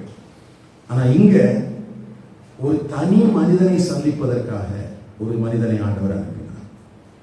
யாரை சந்திப்பதற்காக? அப்போ நம்ம சில நேரத்தில் நம்ம கவனிக்க வேண்டியது என்னன்னா, நம்மை நடத்தி கொண்டு போகிற இடத்துல எல்லா நேரத்திலையும் ஆட்கள் நிறைய இருக்கணும்னு அவசியம் இல்லை. கிறிஸ்தவத்தில் இன்னைக்கு இருக்குது, இதெல்லாம் பெரிய பிரச்சனையா இருக்கு. கிராம ஊழியர்களாக ஏன் அநேகர் முன் வருவதில்லை? அல்லது ஒரு சின்ன இடத்துல நம்மளால ஏன் ஊழியம் செய்ய முடியல அப்படின்னு கேட்டா, நம்ம என்ன நினைக்கிறோம்னா, நமக்குள்ள நம்ம திரளான கூட்டத்துக்கு நிற்கணும். நான் சொல்றேன், திரளான கூட்டத்துல ஆண்டவர் தரும்போது நிற்கலாம். ஆனா அதுக்கு முன்னால ஒரு நபராக இருந்தாலும் நாம் அதற்காக செயல்படுவதை குறித்து நாம் வெட்கப்படவே கூடாது. நாம் என்ன செய்யக்கூடாது? வெட்கப்படக்கூடாது. இது ரொம்ப முக்கியமானது. நடைமுறையிலேயே பார்த்தீங்கன்னா, இப்போ சுவிசேஷ ஊழியங்கள் அல்லது சுவிசேஷ கூட்டங்கள் என்று சொல்லப்படுகிற இடங்கள்ல தான் நிறைய கூட்டங்கள் இருக்கும் பொதுவாகவே, சரியா? அல்லது சுகமளிக்கும் கூட்டம், அப்படி அற்புத பெருவிழா, இப்படிலாம் வச்ச ஜனங்கள் நிறைய வருவாங்க. ரட்சிக்கப்பட்டவங்க ரட்சிக்கப்படாதவங்க எல்லாரும் வருவாங்க. ஆனா கிறிஸ்தவத்துக்குள்ள மறைமுகமாக இயங்கிக் கொண்டிருக்கிற இந்த வேதாகம கல்லூரிகள் அல்லது சீஷத்துவ ஊழியங்கள், இங்கெல்லாம் பாத்தீங்கன்னா கூட்டம் இருக்காது. என்ன செய்யாது? கூட்டம் இருக்காது. எப்பவுமே எல்லா காலத்திலையுமே இந்த சீஷத்துவ பணியில இருக்கிற இடங்கள்ல, போதிக்கிற ஊழியங்கள் இருக்கிற இடங்கள் எல்லாம் பாத்தீங்கன்னா எண்ணிக்கைக்கு உட்பட்டவர்களுக்கு மத்தியிலே தான் ஊழியம் இருக்கும். திரனு என்பவனுடைய வித்தியாசாலையில எத்தனை பேருக்கு பவுல் ஊழியம் செய்து கொண்டிருந்தார்? எண்ணிக்கைக்கு உட்பட்டு. அப்ப எல்லா நேரத்திலையும் நம்ம திரள் கூட்ட மக்களை மனதில் கொண்டிருக்க முடியாது. சில நேரத்தில் என்னவோ பண்ண வேண்டியிருக்கும். நம்ம ஒரு ஆளுக்காக, அதாவது ஸ்கோஃபீல்ட் அப்படின்னு சொல்லக்கூடிய ஒரு வேதாகம விளக்க உரை இருக்குது. ஒரு தேவனுடைய மனிதன் விளக்க உரை எழுதியிருக்கிறாரு. நிறைய வேதாகமத்தை குறித்த அர்த்தங்களை குறித்த அந்த கண்கார்டன்ஸ் எல்லாம் எழுதியிருக்கிறார். அவருடைய ஒரு கூற்று என்னன்னா, தேவனுடைய சபையில் இருக்கிற ஒவ்வொருவரும் சுவிசேஷத்தை தனிப்பட்ட விதத்தில் சுமந்து செல்கிறவர்களாக இருக்க வேண்டும். ஸ்கோஃபீல்டுடைய அந்த அறிக்கை என்ன சொல்லுது? சபையில் இருக்கிற ஒவ்வொருவரும் தனிப்பட்ட விதத்திலே சுவிசேஷத்தை சுமந்து செல்கிறவர்களாக இருக்க வேண்டும். இப்ப தனிப்பட்ட விதத்துல நம்ம செல்லும் போது அங்கே பெரிய காங்கிரிகேஷனா இருக்கிறதுக்கு வாய்ப்பு இல்லை. அது எப்படிதான் இருக்கும்? ஒன்னும் ஒரு குடும்பமா இருக்கும், இல்ல ஒரு தனி நபராக இருக்கும், நம்ம வேலை செய்யக்கூடிய இடங்கள்ல நம்ம சந்திக்கக்கூடிய மனிதர்களாக இருக்கும். அப்போ தனிப்பட்ட விதத்துல சுவிசேஷம் அறிவிப்பதை குறித்து நாம் ஒருபோதும் தாழ்வு மனப்பான்மை கொள்ள வேண்டிய அவசியம் இல்லை. இப்போ இந்த இடத்துல நம்ம 2013 வருஷத்துல இருந்து சபை நடத்திட்டு இருக்கிறோம். இந்த இடத்துல நிறைய நாட்கள்ல ஜெபங்கள் அப்படின்னு பாத்தீங்கன்னா எண்ணிக்கைக்கு உட்பட்ட ஜனங்கள் இல்லை, நானும் மனைவி மட்டும் இருப்போம். அதிகமான நாட்கள் அப்படிதான் இருந்திருக்கும். அதை தாண்டி ஒரு சில சகோதரிகள் வந்திருப்பாங்க. இப்படித்தான் பெரும்பான்மையான இந்த ஊழிய காலங்கள் எங்களுக்கு இருந்திருக்கிறது. ஆனா ஒரு ஜெபத்தை செய்வது என்று நாங்கள் தீர்மானிவிட்டால் ஆரம்ப நாட்கள்ல 17 நாட்கள் ஒவ்வொரு மாசத்திலையும் இந்த இடத்துல ஜெபம் நடக்கும். அப்படி அந்த 17 நாட்களும் கரெக்டா 10 மணிக்குன்னா 10 மணிக்கு இங்க நாங்க ஜெபத்தை ஆரம்பிச்சிருவோம். யார் வந்தாலும் சரி, வரலன்னாலும் சரி. அப்போ போர்டு வச்சிருக்கோம். அங்க போர்டுல வச்சு பிரசங்கம் இருக்கும். பிரசங்கம் கரெக்டா 45 நிமிஷம் இருக்கும். ஜெப நேரங்கள் இருக்கும். யாரு வந்தாலும் வரலனாலும் இந்த வேலைகளை நம்ம செஞ்சுட்டே தான் இருக்கணும். சிலருக்கு இதெல்லாம் பிடிக்கிறது இல்லை. சிலர் என்ன நினைக்கிறாங்கன்னா, நம்ம ஒரு பெரிய இடத்துல நிற்கணும். நல்ல கவனிங்க, அது எல்லா நேரத்திலையும் சாத்தியப்படாது. எல்லா நேரத்திலும் என்ன செய்யாது? சாத்தியப்படாது. இதை குறித்தும் நாம் அக்கறையா இருக்க வேண்டும். ஏனென்றால் இந்த வேத பகுதிக்குள்ளே இங்கே அனனியா என்கிற இந்த உத்தம சீஷன் நமக்கு இந்த பாடத்தை கற்றுத் தருகிறான். ஒருவேளை சவுல் என்கிற ஒரு மனிதன் நமக்கு இல்லாமல் இருந்தால் இந்த அனனியா என்கிற மனிதனை நாம் யாரும் அறிந்திருக்கவே முடியாது. யாருக்கா தெரியுமா? சவுல ரட்சிக்கக்கூடிய ஒரு சூழல் மட்டும் இல்லைன்னா இந்த தமஸ்குவில் இருந்த அனனியா யாருமே என்ன செஞ்சிருக்க மாட்டான், தெரிஞ்சிருக்காரு. அப்போ இந்த காரியங்களை எல்லாம் மனதில் கொண்டு நாம் கவனமாய் நம்முடைய வாழ்வை வாழ்வதற்கு கர்த்தருடைய ஆவியானவர் உதவி செய்வாராக. திரும்பவும் இந்த வார்த்தையை மட்டும் நான் நினைவுபடுத்தினேன். முதல் பாயிண்ட் எதை கவனிக்கணும்? இதோ அடியேன் அப்படின்னு சொல்லிட்டு என்ன பண்ணிடக்கூடாது, அவன் பாட்டில் போயிடக்கூடாது. அடுத்தது அவன் என்ன பண்ணான்? தரிசனம் கண்டான். இந்த நாட்களிலே ஒருவேளை அப்படியே நமக்கு ஒரு காட்சி காண்பிக்கப்பட்டாலும், காண்பிக்கப்பட்ட காட்சியோ அல்லது நமக்கு சொல்லப்படுகிற அந்த செய்தியோ வேதத்திற்கு முரண்பட்டதாக இருக்கக்கூடாது. மூன்றாவது, அங்கே பரிசுத்தவான்களுக்கு தீமை செய்கிறான் என்கிற விஷயத்தை இவன் ஏற்கனவே என்ன செஞ்சிருக்கிறான்? அறிந்திருக்கிறான். அப்போ பொதுவான சபைக்குள்ள என்ன நடக்குது அப்படிங்கிறத குறித்து நாம் என்ன செஞ்சிருக்கணும்? தெரிஞ்சிருக்கணும். நான் நல்லா இருக்கிறேன், நான் குடும்பம் நல்லா இருக்குது அப்படிங்கிற நிலைமையில் இருக்கக்கூடாது. நம்மை காட்டிலும் நம்முடைய திருச்சபையை தாண்டியும் உலகத்துல என்ன நடக்குது, சபைகளுக்குள்ள என்ன நடக்குதுங்கிற விஷயம் நமக்கு என்ன செஞ்சிருக்கணும்? தெரிஞ்சிருக்கணும். அடுத்தது, அப்டேட்டடா அவன் இருக்கிறான். தமஸ்கு கூட எதுக்கு தான் வர்றான்னு தெரியுது, துன்பப்படுத்துறதுக்கு தான் வர்றான்னு தெரியுது. இது ஒருவேளை ஆண்டவர் அவனுக்கு வெளிப்படுத்தி இருக்கலாமோ அப்படின்னு கூட எனக்குள்ள தோணுது. ஆனா எப்படின்னு தெரியல. எப்படியோ அதையும் அவன் அறிந்திருக்கிறான். அடுத்தது, தேவன் அந்த திட்டங்களை எல்லாமே அவனுக்கு வெளிப்படுத்துறாரு. அவன் தெரிந்து கொண்ட பாத்திரம் அப்படின்னு சொல்றாரு. தெரிந்து கொண்ட பாத்திரம்னு சொல்லும் போது அது ஒரு பெக்குலியரானது. அந்த வேலையை என்ன செய்ய முடியாது, வேற யாரும் செய்ய முடியாது. நீங்களும் அப்படித்தான். நீங்களும் தேவனால் தெரிந்து கொள்ளப்பட்டவர்கள் தான், தெரிந்து கொள்ளப்பட்ட பாத்திரம் தான். நீங்க செய்ய வேண்டிய வேலையை உங்களுக்கு பதிலா இன்னொருத்தர் என்ன செய்ய முடியாது, செய்ய முடியாது. அடுத்தது, கிறிஸ்தவத்துக்குள்ள சீஷத்துவத்துல பாடுகள் என்பது நாம் தவிர்க்க முடியாது. நாம் பாடுபட்டு தான் ஆக வேண்டும். அந்த பாடுகளின் தழும்புகளை பார்த்து கூட சத்துருக்கள் பயப்படுவார்களே தவிர நாம் பயப்பட வேண்டிய அவசியம் இல்லை. அடுத்தது, கடைசியாக கையை வச்சு என்ன செஞ்சாங்க? சாதாரண ஒரு சீஷன், ஒரு பிரபலமான தேவனால் தெரிந்து கொள்ளப்பட்ட, அழைக்கப்பட்ட, பரிசுத்தமாக்கப்பட்ட, எப்படிலாம் தனக்கு சொல்றான், தேவ சித்தத்தின்படியான ஒரு அப்போஸ்தலன் சொல்றான். அந்த அப்போஸ்தலனை ஆர்டர் பண்ணி அனுப்பியாச்சு. சகோதரனாகிய சவுலே, இந்த காலை நேரத்தில் இந்த உத்தம சீஷனை போல நீங்களும் நானும் வாழ்ந்து வருவதற்கு பரிசுத்தமுள்ள தேவன் நமக்கு அனுகிரகம்